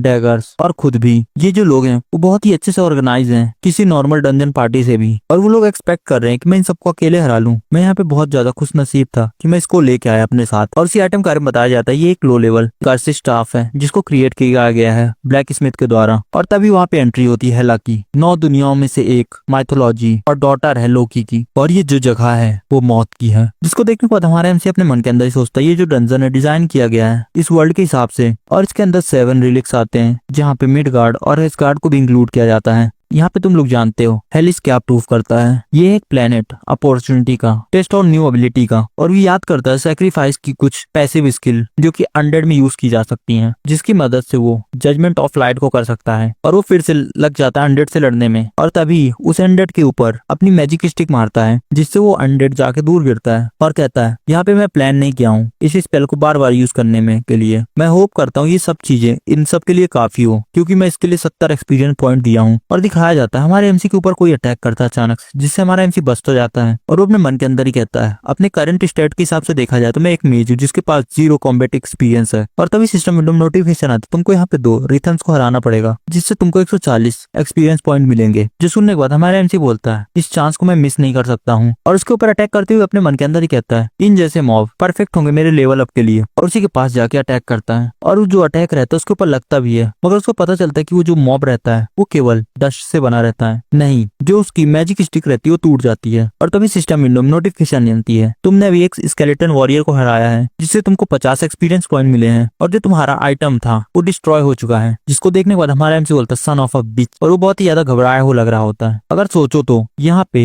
मैच किस प्रकार से लड़ते हैं। और तभी उसके पीछे से कोई स्केलेटन वॉरियर अटैक करने के लिए आता है, जिसको देखने के बाद वो बोलता है गुड ग्रीफ, और कहता है इन सबको देखने के बाद ऐसा लगता है कि ये सारी चीजें मेरे लिए एक पार्क में वॉक करने जैसे ही होंगी। यहाँ पे मैंने अपना इक्विपमेंट पे फालतू के लिए तोड़वा लिया, मगर लेकिन इसके बाद आखिरी में ये चीजें ज्यादा मैटर भी तो नहीं करती हैं। और तभी वो एक्टिवेट करता है सेक्रीफाइस स्किल को, और तभी सिस्टम विंडो में नोटिफिकेशन आती है यहाँ पे पूरी अनडेड फील्ड को डिलीट कर दिया गया है और कन्वर्ट कर दिया गया है सेक्रीफाइस को एक ऑफेंसिव फॉर्म में, जजमेंट ऑफ लाइट। यहाँ पे तुमने डेगरस को हरा दिया जिसके कारण तुमको 100 एक्सपीरियंस पॉइंट मिले हैं, और बार बार वो ऐसी नोटिफिकेशन आती है यू गेन्ड 70 एक्सपीरियंस पॉइंट, तुमको एक लेवल गेन हुआ है, जिसके कारण से जो तुम्हारी प्रेजेंट कंडीशन है वो पूरी तरीके से रिस्टोर कर दी गई है। और तभी वहाँ पे हमारा इनसे रिलैक्स होती हुई कहता है यहाँ पे लगता है कि मेरे को अपने आप को ही साइको कहना पड़ेगा, अगर इस समय पे मैं लेवल अप नहीं हुआ होता तो यहाँ पे ये सिचुएशन बहुत ही ज्यादा खतरनाक होती मेरे लिए, और मैं यहाँ पे केवल अपनी एस रैंक स्किल के कारण बच पाया हूँ, जजमेंट ऑफ लाइट। यहाँ पे एक नई एबिलिटी को बस रजिस्टर करने से ज्यादा चीजें नहीं बदलेंगी। मैं एक मेज के रूप में मेरे पास 1% लक भी नहीं है, मगर इन सब के बावजूद किसी कारण से मैं इस डंजन के अंदर ट्रांसफर हो पाया हूँ। यहाँ पे ऐसा हो ही नहीं सकता। मिस यून मेरे को यहाँ सेंड कर दे बिना वेरिफिकेशन के किसी प्रकार के। ये जरूर से मैं यहाँ पे आया हूँ उस ट्रांसपोर्टेशन के कारण जो कि यहाँ पे मेरे पास अचानक से आ गया बिना किसी वार्निंग के। द नोरियर सिस्टम, मैं यहाँ जानता हूँ जो चीजें बहुत ज्यादा क्रिटिकल है, मुझको यहाँ पे अपना टेलीपोर्टेशन स्टोन यूज कर लेना चाहिए। तभी उसके पीछे से एक बहुत खतरनाक प्रेजेंस फील होती है उसको, जिसको सेंस करने के बाद वो पीछे मुड़कर बोलता है यहाँ पे कितना खतरनाक ऑरा था अभी, और बोलता है यहाँ पे कुछ तो मेरे पास आ रहा है बहुत ही स्पीड में, और वो वहाँ पे ब्रीथ भी नहीं कर पा रहा होता है उस प्रेशर के कारण, और वो परेशान होती है बोलता है यहाँ पे मेरे पास क्या आ रहा है। सोचो तो यहाँ पे मेरे दिमाग में एक भी डाउट नहीं थे, मैं यहाँ पे मर जाऊंगा अगर इस इंस्टेंट पे मैं मूव नहीं किया तो। और वो अपने पाँव में वही ब्रोकन स्टिक को मार लेता है जिसके कारण उसको बहुत पेन होता है, और अपने मुंह के ऊपर वही हाथ रख लेता है जिससे उसकी वॉइस भी ना निकले, और कहता है यहाँ पे मेरे को एक भी साउंड नहीं करना चाहिए, यहाँ पे मैं नहीं बता सकता कि मेरे पास क्या चीज है, मगर मेरे को अभी किस प्रकार का प्रेशर फील हुआ था, क्या वो और उसके पीछे कुछ बहुत ही खतरनाक होता है, और उसके सामने उसे एक शैडो बनी रहती है और पीछे मुड़ता है, और नोटिफिकेशन आती है डंजन बॉट नाइट शेड आ चुका है तुम्हारे सामने, और सिस्टम बताता है जो लेवल डिफरेंस है यूजर और टारगेट के बीच में बहुत ही खतरनाक है, वार्निंग इस डंजन से तुरंत निकल जाओ। जिसको देखने के बाद हमारा एमसी थोड़ा हंसता है और कहता है ये वाला मेरे लीक से बाहर है, और अपनी इन्वेंट्री खोलता है, और तभी उस डंजन बॉस को फिर से और उसकी तरफ आने लगा और टेलीपोर्टेशन जेम को अपने हाथ में पकड़ता है और तोड़ने वाला ही होता है। तभी वो जो डंजन बॉस रहता है उसके ऊपर अटैक करता है, जिसके कारण से वो टेलीपोर्टेशन स्टोन उसके हाथ से छूट जाता है और वो एक जगह पे जाके टकराता है, और सिस्टम बताता है तुम्हारी एचपी बहुत ही ज्यादा कम है, यहाँ पे तुम कोई रिकवरी आइटम तुरंत से यूज करना पड़ेगा। और वही डंजन बॉस उसके सामने रहता है, जिसको देख के बहुत ज्यादा गुस्सा कर रहा होता है, और तभी फिर से डंजन बॉस हमारे एमसी की तरफ बढ़ता है अटैक करने के लिए, जिसको देखने के बाद हमारा एमसी अपने मन के अंदर ही सोचता है इसको मैं डॉज नहीं कर पाऊंगा, और वो हार मान जाता है, और वो अपनी आंख खोलता है धीरे धीरे करके, देखता है कि उसी को मॉन्स्टर का हाथ उसके आंखों के सामने रहता है। ये क्या, ये जो नाइट शेड की मूवमेंट है अचानक से रुक चुकी है? नहीं। और तभी कोई चलते हुए आ रहा होता है उसके सामने, और वो कहती है वो ये जो बच्चा है हमारा एक बहुत ही जरूरी गेस्ट है जिसको मैंने पर्सनली यहाँ पे बुलाया है, तुम हो वो भविष्यवाणी वाला बच्चा, ये यहाँ पे किस दुनिया की वुमेन है, क्या ये सब तुम कर रही हो, क्या इसी को उसको मारना है? मगर यहाँ पे तो एक बच्चा है और इसकी फिजिकल एबिलिटीज में भी कुछ ज्यादा पोटेंशियल नहीं दिख रहा है, मगर इसका जो मैजिक है ज्यादा खराब नहीं है, मगर इसके बावजूद ये बहुत ज्यादा कमजोर है ताकि वो चैलेंज कर सके गॉड को। यहाँ पे लोग ने इसके जैसे किसी को क्यों चुना डिफेंड करने के लिए? और तभी वहाँ पे हमारा एमसी अपने मन के अंदर ही सोचता है लगता है कि मैं बहुत ज्यादा खून गवा चुका हूँ, यहाँ पे मैं यहाँ पे लगभग बेहोश ही होने वाला हूँ। क्या यहीं पे सारी चीजें खत्म होने वाली हैं? नहीं, यहाँ पे मेरा मरना मेरे सारे प्लान को खराब कर सकता है। मुझको अभी भी अपने फादर से रिवेंज लेना है। उसके साथ अभी भी मेरे पास सपना है मेज बनने का। यहाँ पे सब कुछ बर्बाद हो जाएगा। मुझको ये सारी चीजें इंड्योर करना पड़ेगा। यहाँ पे कुछ तो ऐसी चीज होगी जो मैं कर सकता हूँ। और तभी उधर से हेला बोलती है, मैंने ये आंखें कभी पहले देखी हैं। रिग्रेट्स, यहाँ पे तुम बहुत ज्यादा कमजोर हो, लेकिन इसके बावजूद यहाँ पे समय बहुत जल्दी आ रहा है। तुमको यहाँ पे ताकतवर बनना होगा। और उसका गला दबाने लगती है। यहाँ पे तुम नाकामयाब रहे ये सब करने में, और तुमने अलाउ किया हेल को दोबारा से असलियत बनने में। यहाँ पे मैं हूँगी जो कि तुम्हारी जिंदगी लेगी। जिसको देखने के बाद जिन बोलता है, यहाँ पे ये लेडी कौन है? यहाँ पे तुम्हारा जो एक्सपीरियंस है वो बहुत ही ज्यादा जरूरी है, तो मैं तुमको एक चांस देती हूँ। तुमको ताकतवर होना है, इतना ताकतवर कि तुम इस नाइट सेट को हरा सको। जब तक तुम स्ट्रगल करोगे, मैं तुम्हारे लिए गिफ्ट तैयार करती हूँ स्पेशल, ताकि तुम हारो ना। इसलिए मैं तुमको एक स्पेशल गिफ्ट देती हूँ। मगर जैसे कि मैंने पहले कहा था, यहाँ पे तुम्हारे पास बहुत कम समय है लड़के। और तभी हमारे एमसी के सिस्टम विंडो में एक मेन क्वेस्ट आती है और बताया जाता है, मेन क्वेस्ट हेल ट्रायल अब तुम्हारी इसमें ऐड हो चुकी है। 2 महीने, तुमको 2 महीने में इसको हराना होगा। और उसी सिस्टम विंडो में उसकी मेन क्वेस्ट आ जाती है हेल ट्रायल, और उसकी डिफिकल्टी C लेवल की रहती है। और रिवॉर्ड में हेल गिफ्ट मिलेगा और टाइम लिमिट 60 दिन रहते हैं। और अगर इसको फेल कर देता है तो उसको पेनल्टी में डेथ मिलेगी। और तभी फिर से जिन्बू को वही सारे हाथ खींचने लगते हैं। और उधर से वो कहती है, यहाँ पे तुम भूलना मत, अगर तुम इस समय के रहते हुए हारते हो तो मैं तुम्हारी जिंदगी खुद से खत्म कर दूंगी। बच्चे, तुमको चुना गया है नोरिन द्वारा। मैं यहाँ पे तुमको सबसे ज्यादा बधाइयां देती हूँ। और इसके साथ ही साथ और तभी एक गॉडेस का सीन दिखाया जाता है। और तभी हमारा एमसी फिर से आंख खोलता है और बोलता है, क्या मैं डंजन के एंट्रेंस में पड़ा हूँ? यहाँ पे जो मेरे पूरे जख्म है वो हील हो चुके हैं, जैसे कि यहाँ पे कभी कुछ हुआ ही नहीं था। वहाँ पे वो वुमेन कौन थी? वहाँ पे कौन नहीं, वो क्या थी? मैं यहाँ पे पूरी तरीके से श्योर हूँ वो एक इंसान तो नहीं थी। और वो फिर से वही मेन क्वेस्ट में देखता है और अपने मन के अंदर ही कहता है, नहीं, ये एक प्रकार का सपना नहीं था। मौत की देवी जो रूल करती है हेलहाइम को एक 9 वर्ल्ड के अंदर मिथोलॉजी के, क्या मैं अभी भगवान से मिला था? तो क्या तुम थी वो जिसने मेरे को भविष्यवाणी का बच्चा कहा था? और तभी वो याद करता है जब उसको हेला कही रहती है, ऐसे किसी लड़के को लोकी कैसे चुन सकता है? Different one. ऐसी लाइन मैंने पहले भी सुनी है। नोरिन सिस्टम को ऑब्टेन करने के बाद यहाँ पे किसी बातों का सेंस नहीं बना रहा है। यहाँ पे मेरे पास एक भी आइडिया नहीं कि मैं समय में पीछे कैसे आया। और यहाँ पे ये भी नहीं जानता कि हेला ने वहाँ पे क्या कहा। Defective one. और वो जो वहाँ पे मेरे से चाहती उन सब बातों का भी कोई सेंस नहीं बनाता है। चलो ठीक है, यहाँ पे एक चीज तो क्लियर है, मुझे ताकतवर होना पड़ेगा। अगर यहाँ पे जो चीजें हेल ने कही थी मेरे से वो सब सच हुई तो जिस समय मैं रुका तो वो मेरे को तुरंत ही मार देगी अपने खुद के हाथों से। मुझको हराना होगा नाइट्स रेड को 2 महीनों के अंदर। मैं यहाँ पे बहुत ही ज्यादा परेशान हूँ। ये 1% भी इजी होगा, मगर यहाँ पे मैं थोड़ी तरीके से खुश भी हूँ क्योंकि मेरे पास एक गोल है। यहाँ पे भले ही कोई प्रकार की सिचुएशन हो, बेसिक अप्रोच से लेके बैटल तक, यहाँ पे इसके अलावा जो सारी चीजें वो पूरी तरीके से खराब है। मैं यहाँ पे पूरी तरीके से अनफेमिलियर हूँ अपने आप को कैसे हैंडल करूँ मेज बन के एक बैटल में। यहाँ पे जो रियलिटी है कि मैं किसी प्रकार के लो टियर स्पेल्स को भी नहीं सीखा हूँ। अगर मुझको इसके आगे प्रोग्रेस करना है तो अपने फंडामेंटल स्ट्रॉन्ग करने के अलावा। ग्रीटिंग सर, मैं यहाँ पे सिंह जॉन हूँ। मेरे पास एक मैसेज है। यहाँ पे जो हमारी गिल्ड मास्टर आपको देखना चाहती है कि आप खाली हैं कल के लिए, और यहाँ पे वो सुनना चाहती है आंसर आपका वो ऑफर को लेके,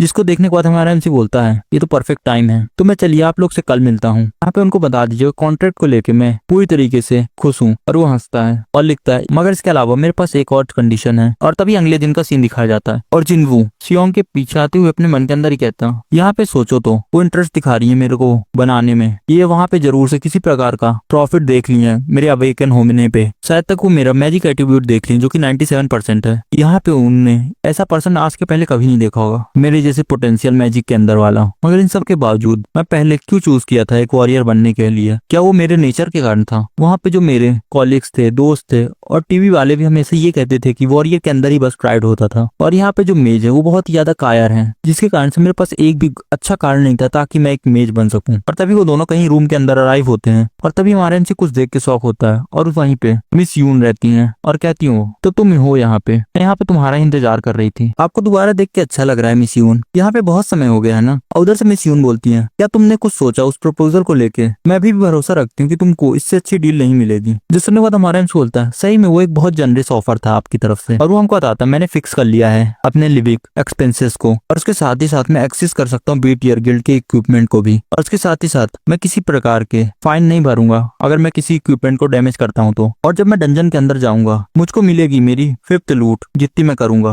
मेरे कंट्रीब्यूशन के हिसाब से। और ये जो डील है वो मेरे साइड ज्यादा झुकी है, जहाँ पे मेरे पास प्रॉफिट है बस। यहाँ पे मैंने पहले से ही मैनेजर पार्क को बता दिया है, ये जो फॉर्म है उसको मेरे को एक्सेप्ट करने से पहले एक कंडीशन है आपके लिए, ताकि आप उसको इसमें ऐड कर दें। जो सुनने के बाद मिस यून बोलते हैं चलो अब बता भी दो। और उधर से हमारा एमसी कहता है आपने अभी तक मेरी प्रोफाइल को पढ़ चुका होगा, तो मैं सीधे पॉइंट पे आता हूँ। अभी यहाँ पे 1 महीना भी नहीं हुआ जब मैंने अपने पाथ को चेंज किया है एक वॉरियर से मेज बनने के लिए। और यहाँ पे आपको पता ही होगा कि मैं न्यूबी हूँ मैजिक में, तो मेरे को यहाँ पे एक चीज कहना है। मैं चाहता हूँ गिल्ड मास्टर यून कि आप मेरे को सिखाएं मैजिक के बारे में। जो सुनने के बाद गिल्ड मास्टर थोड़ा हंसती हैं और हमारा एमसी बताता है यहाँ पे जो रूल्स है सर्वाइव करने के लिए एक रेडर के रूप में, जो पहला है तुमको बचाना होगा सबसे अच्छा कार्ड और उसका यूज करो जब तुम्हारे पास सबसे ज्यादा मैक्सिमम बेनिफिट हो। और उधर से मैनेजर अपने मन के अंदर ही सोचता है मैं यहाँ पे जानता था ये बहुत ही ज्यादा डिफिकल्ट है अपनी पहली मीटिंग से ही, मगर सही में ये जो बच्चा है पूरी तरीके से अलग है। यहाँ पे जो हमारी लेडी है वो गिल्ड मास्टर है और एक वर्ल्ड के कुछ एस टीयर रेडर्स में भी आती हैं, मगर यहाँ पे मैं भरोसा नहीं कर पा रहा हूँ कि इसने यहाँ पे कुछ ऐसी ट्रिक्स खेल दी। और उधर से हमारा एमसी बोलता है अगर आप मेरे फाइनल कंडीशन को लेके एग्री करती हैं तो मैं एक्सेप्ट करूंगा इस गिल्ड के ऑफर को। चलो ठीक है मैं इसको अप्रूव करती हूँ, वैसे मेरा भी तुम्हारे ऊपर बहुत ज्यादा इंटरेस्ट है। और उधर से हमारा एमसी बोलता है चलिए बहुत ठीक है, मैं आशा करता हूँ मैं आपसे बहुत सारी चीजें सीखूंगा इंस्ट्रक्टर। और इधर से मिस यून कहती है ठीक है मैं अपना बेस्ट करूंगी, मगर इन सबसे पहले मैं यहाँ पे चाहती हूँ कि तुम कंफर्म करो अपना पोटेंशियल, क्या ये सारी चीजें तुम्हारे लिए ठीक होंगी। जो सुनने के बाद हमारा एमसी बताता है ऐसा कुछ एक्सपेक्ट किया जा सकता था इनसे, यहाँ पे वो देख रही होंगी कुछ ऐसी चीजें जो उनको फायदा दिला सकती है उनके गिल्ड के लिए। और उधर से मैनेजर अपने मन के अंदर ही कहता है इसके फेस को देखने के बाद ऐसा लगता है कि ये जो चीजें हैं बहुत ज्यादा खतरनाक होने वाली हैं अभी। और उधर जिन बोलता है मुझे लगता है कि आप चाहती हैं कि खुद से टेस्ट करना मेरी एबिलिटीज को। और उधर से मिस यून कहती है सही बोल रहे हो। और हमारा एमसी कहता है यहाँ पे क्या करना होगा मुझको। और तभी गिल्ड मास्टर एक फ्लिक करती है उंगली की और एक बहुत खतरनाक सा अटैक होता है और वो बताती है एक माना क्यूब, मैं यहाँ पे चाहती हूँ कि तुम इसको ओवरकम करो। इसको देखने के बाद हमारा एमसी अपने मन के अंदर ही कहता है एक माना क्यूब। उधर से मिस यून कहती है क्या ये तुम्हारे लिए थोड़ा ज्यादा चैलेंज होगा क्या, यहाँ पे कोई ऐसा जो मेरे साथ इतना डील करे उसके लिए तो बहुत आसान होना चाहिए। और हमारा एमसी बताता है यहाँ पे जो नॉर्मली माना क्यूब रहते हैं वो यूज किया जाता है बी टियर या फिर उससे ऊपर के लिए। सोचो तो यहाँ पे ये ऐसा कुछ करेंगी, मगर ये सारी चीजें मेरे लिए बहुत ही ज्यादा कठिन होंगी। यहाँ पे जितने ज्यादा अवेकन पीपल है उनमें से केवल 7% लोग ही इस मानव क्यू को ओवरकम कर सकते हैं। क्या मैं ऐसा सही में कर सकता हूँ जिस कंडीशन में मैं अभी हूँ। और कहता है लगता है कि ये सब चीजें करवा के मेरे से आप कुछ गेन करना चाहती हैं। जो सुनने के बाद गिल्ड मास्टर कहती है ऐसा मैं क्यों करूंगी, ऐसे जो हमारी ऑर्गेनाइजेशन वो खड़ी रहती है, यहाँ पे तुम सक्सेस होते या फिर नहीं इससे मैटर नहीं करता है। यहाँ पे किसी प्रकार के चेंजेस के बिना वो कॉन्ट्रैक्ट वैलिड रहेगा, ये मेरा गिल्ड मास्टर का वादा है। जिसको सुनने के बाद हमारा एमसी कहता है लगता है कि अब मेरे पास कोई भी चॉइस नहीं बची है, अगर मैं यहाँ पे फेल भी हो जाता हूँ तो मेरे को आगे ही बढ़ना है बस। और गिल्ड मास्टर वहां जाते हुए कहती है क्यों जा, क्या तुम हम लोग के लिए सब कुछ प्रिपेयर कर दोगे। उधर से मैनेजर कहता क्या आप इसके बारे में पूरी तरीके से श्योर है मिस यून। यहाँ पे जो माना क्यूब है वो बहुत ही ज्यादा डिफिकल्ट है एक्टिव मेजेस के बीच में भी, यहाँ पे एक बच्चा इसके बावजूद आप इसको इतना बड़ा टास्क देना चाहती हैं। उधर से मिस यून कहती है क्या तुमको ये एक बच्चा लगता है बस देखने से, यहाँ पे हमारे लिए काम का होगा ट्राई करने में। जो सुनने के बाद मैनेजर वहां से जाते हैं और कुछ ऑन करने लगते हैं, जिसको देखने के बाद हमारा एमसी बोलता है माना क्यूब, इसके बारे में मैंने पहले भी सुना है मगर इसको अपने आंखों से देखने पे कुछ ज्यादा ही अलग लग रहा है। यहाँ पे जो माना है ये किसी प्रकार का जोक नहीं है। उधर से मिस यून चिल्लाते हुए कहते हैं चलो ठीक है अब हम लोग स्टार्ट कर सकते हैं, मैं यहाँ पे तुमसे हाई मार्क एक्सपेक्ट कर रही हूँ, बेस्ट ऑफ लक तुमको। और जिन वो धीरे धीरे करके आगे बढ़ता है और उसके अंदर जान लगता है और वो एंटर करता है। उधर से मैनेजर कहते हैं सही बताऊं तो मैं बहुत ज्यादा चिंता कर रहा हूँ, आप यहाँ कुछ ज्यादा स्ट्रिक्ट हो रही हैं केवल एक बच्चे के लिए, मैं ये सारी चीजों को समझ नहीं पा रहा हूँ। उधर से मिस यून कहती हैं ये यहाँ पे ये चीजें कर सकता है मैं जानती हूँ। जो सुनने के बाद मैनेजर कहता है आपको क्या चीज इतने ज्यादा श्योर बना रही है। जो सुनने के बाद मिस यून हंसती है और कहती है इसको एक गट फीलिंग कह सकते हैं। तो चलो अभी तो हम देखते हैं ये कितना जल्दी इस माना क्यूब से निकल पाता है। और हमारे एमसी को अंदर दिखाया जाता है और वो बोलता है क्या ये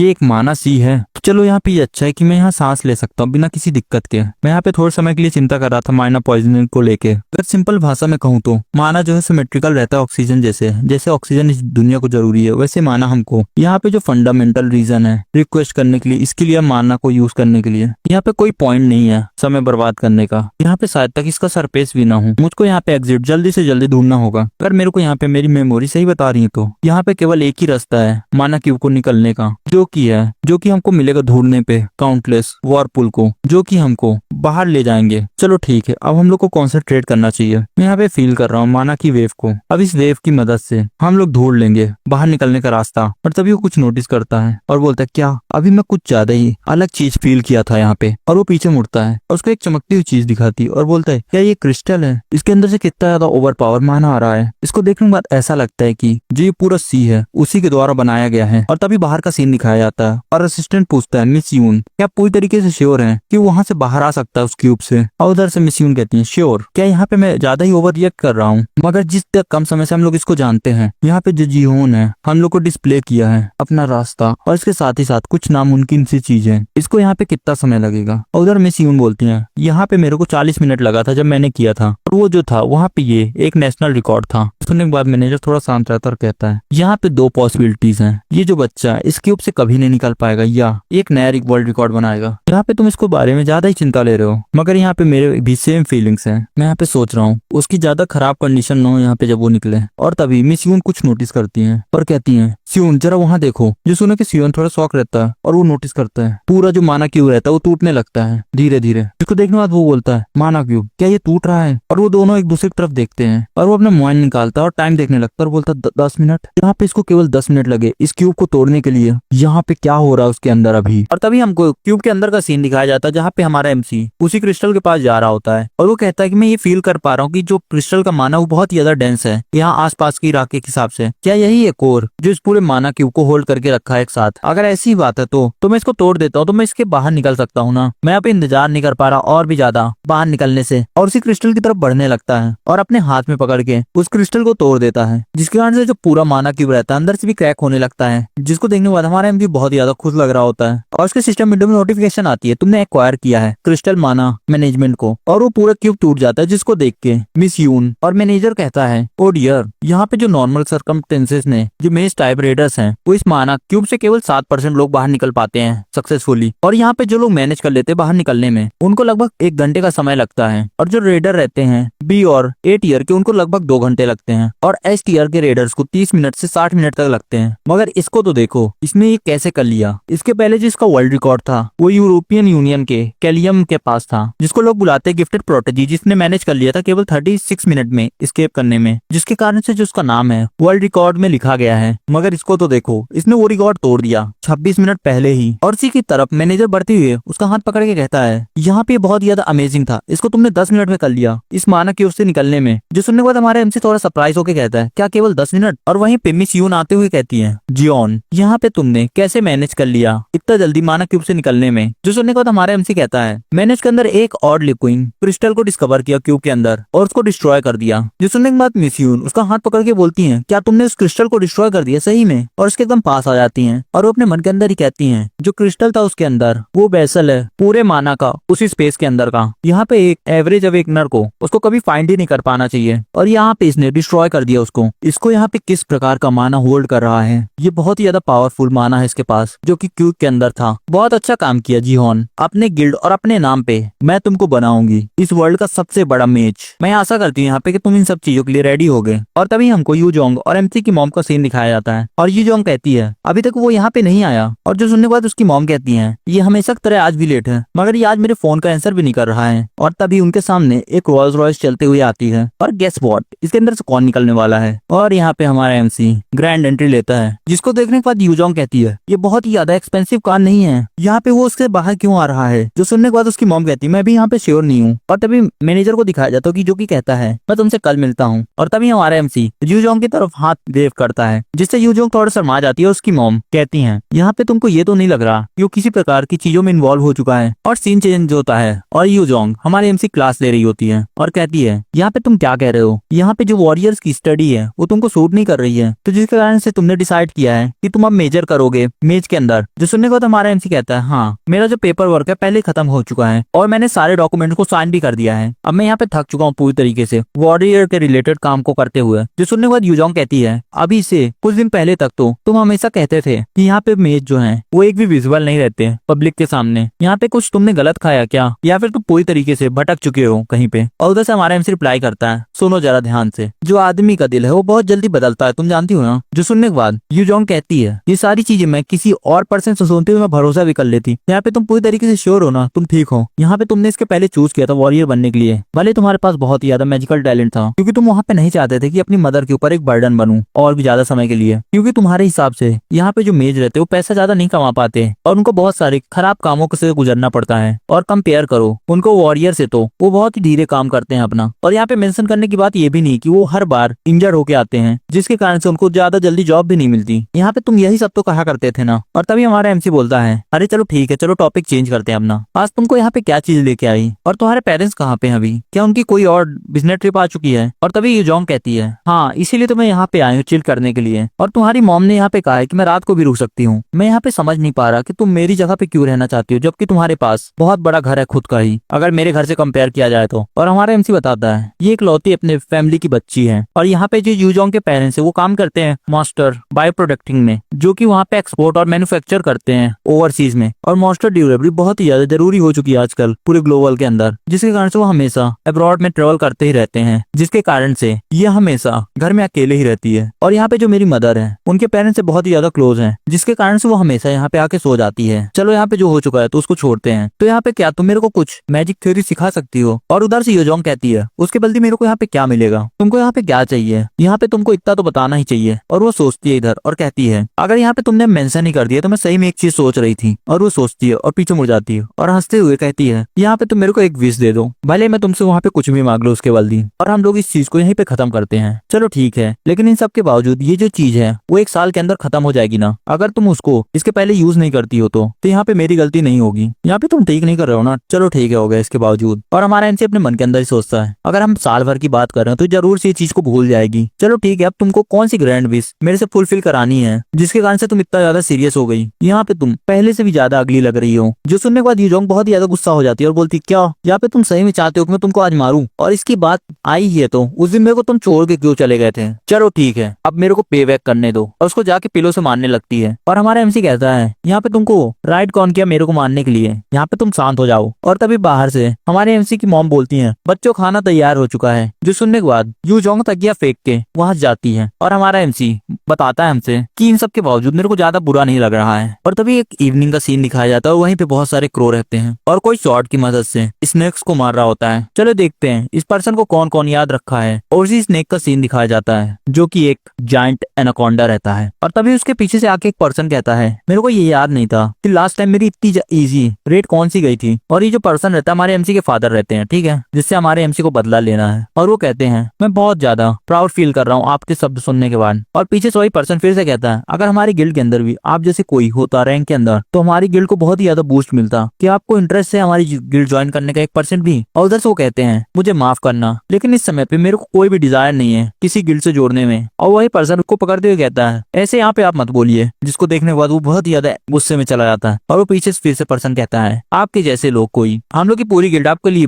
बेस्ट ट्रेजर्स देंगे, जितने ज्यादा हो सके उतना ज्यादा। और उधर से बहुत ज्यादा रेंज में कहता है, यहाँ पे तुम क्या कहना चाहते हो? और उस बंदे की पूरी तरीके से फट के 4 हो चुकी होती है। और हमारे एमसी के फादर एक स्किल एक्टिवेट करते हैं। यहाँ पे ये सारी इमोशंस मीनिंगलेस हैं। अगर सीधे सीधे शब्द में कहूँ, ये इंसान ही पूरे यूजलेस हैं। नहीं, अगर मैं शब्दों में कहूँ तो यहाँ पे जो इंसान की पहचान ही इन सब चीजों से होती है। और वही पर्सन बोलता है, मैं अभी यहाँ पे क्या कर रहा था? और हम लोग को लगता है कि हमारे एमसी के फादर जो थे यहाँ पे उस रेडर की मेमोरी को इरेज कर दिए हैं। तभी सीन चेंज होता और मिस यून को दिखाया जाता है, जो कि कहती हैं, हम लोग की ट्रेनिंग के पहले लेसन को स्टार्ट करने से पहले मेरे को यहाँ पे देखना पड़ेगा तुम किस प्रकार से बैटल करते हो, जिसके कारण से मैं तुमको हेड ऑन ट्रेन कर सकूं। ये सुनने के बाद हमारे एमसी थोड़ा एक्साइटेड लग रहा होता और कहता है, आपने कहा हेड ऑन ट्रेनिंग? आप यहाँ पे कुछ ज्यादा एक्साइटेड नहीं हो रही हम लोग के फर्स्ट लेसन को लेके? और मिस यून कहती हैं, यहाँ पे ये सब कौन बोल रहा है जिसने माना क्यूब को ही तोड़ दिया पूरे 10 मिनट के अंदर? तो चलो अब मेरे ऊपर अटैक करो। और हमारा एमसी अपने मन के अंदर सोचता है, यहाँ पे मेरे को ऐसा ही कुछ एक्सपेक्ट हुआ था जब मैंने उनकी ये वियर्ड आउटफिट को देखा था। मुझे लगता है कि ये सारी चीजों को स्टार्टिंग से ही प्लान करके रखी थी। और वो अपनी फाइटिंग स्टैंड में खड़ा होते हुए अटैक करने के लिए आगे बढ़ता है, जिसको देखने के बाद मिस यून कहती हैं, लेफ्ट फुट को आगे बढ़ाया इसने और इसकी जो नीज है थोड़ी झुकी हुई है, अपने शोल्डर्स को जितना ज्यादा पॉसिबल हो सकता है उतना ज्यादा नीचे किया है। ये सारी चीजें उसको अलाउ करती जो एनिमीज के अटैक है उनको डॉज करने के लिए। यहाँ पे ये तो एक वॉरियर का स्टैंड है। और हमारा एमसी चिल्लाते हुए आगे बढ़ता है, चलिए मैं आ रहा हूँ। जिसको मिस यून बहुत ही इजीली डॉज कर लेती हैं। और तभी पता चलता है हमको कि मिस यून उस अटैक को डॉज नहीं ब्लॉक की रहती है अपने हाथों से, जो देख के हमारा एमसी पूरी तरीके से शॉक और मिस यून उधर से हंस रही होती है। और हमारा एमसी मिस यून के हाथ से अपना हाथ छुड़ाते हुए पीछे जाता है और वो कहता है मुझको यहाँ पे लगा था कि मेरा एटलीस्ट एक अटैक तो कनेक्ट होगा ही, मगर भले ये एक हीलर है इसके बावजूद वो एक एस टियर रेडर है। और उधर से मिस यून आगे बढ़ते हुए कहती है कि अगर यहाँ पे तुम माइंड नहीं करते हो तो मैं तुमको आज से बुलाऊंगी तुम्हारे फर्स्ट नेम से, जही ऑन। यहाँ पे तुमने मेरे को कहा था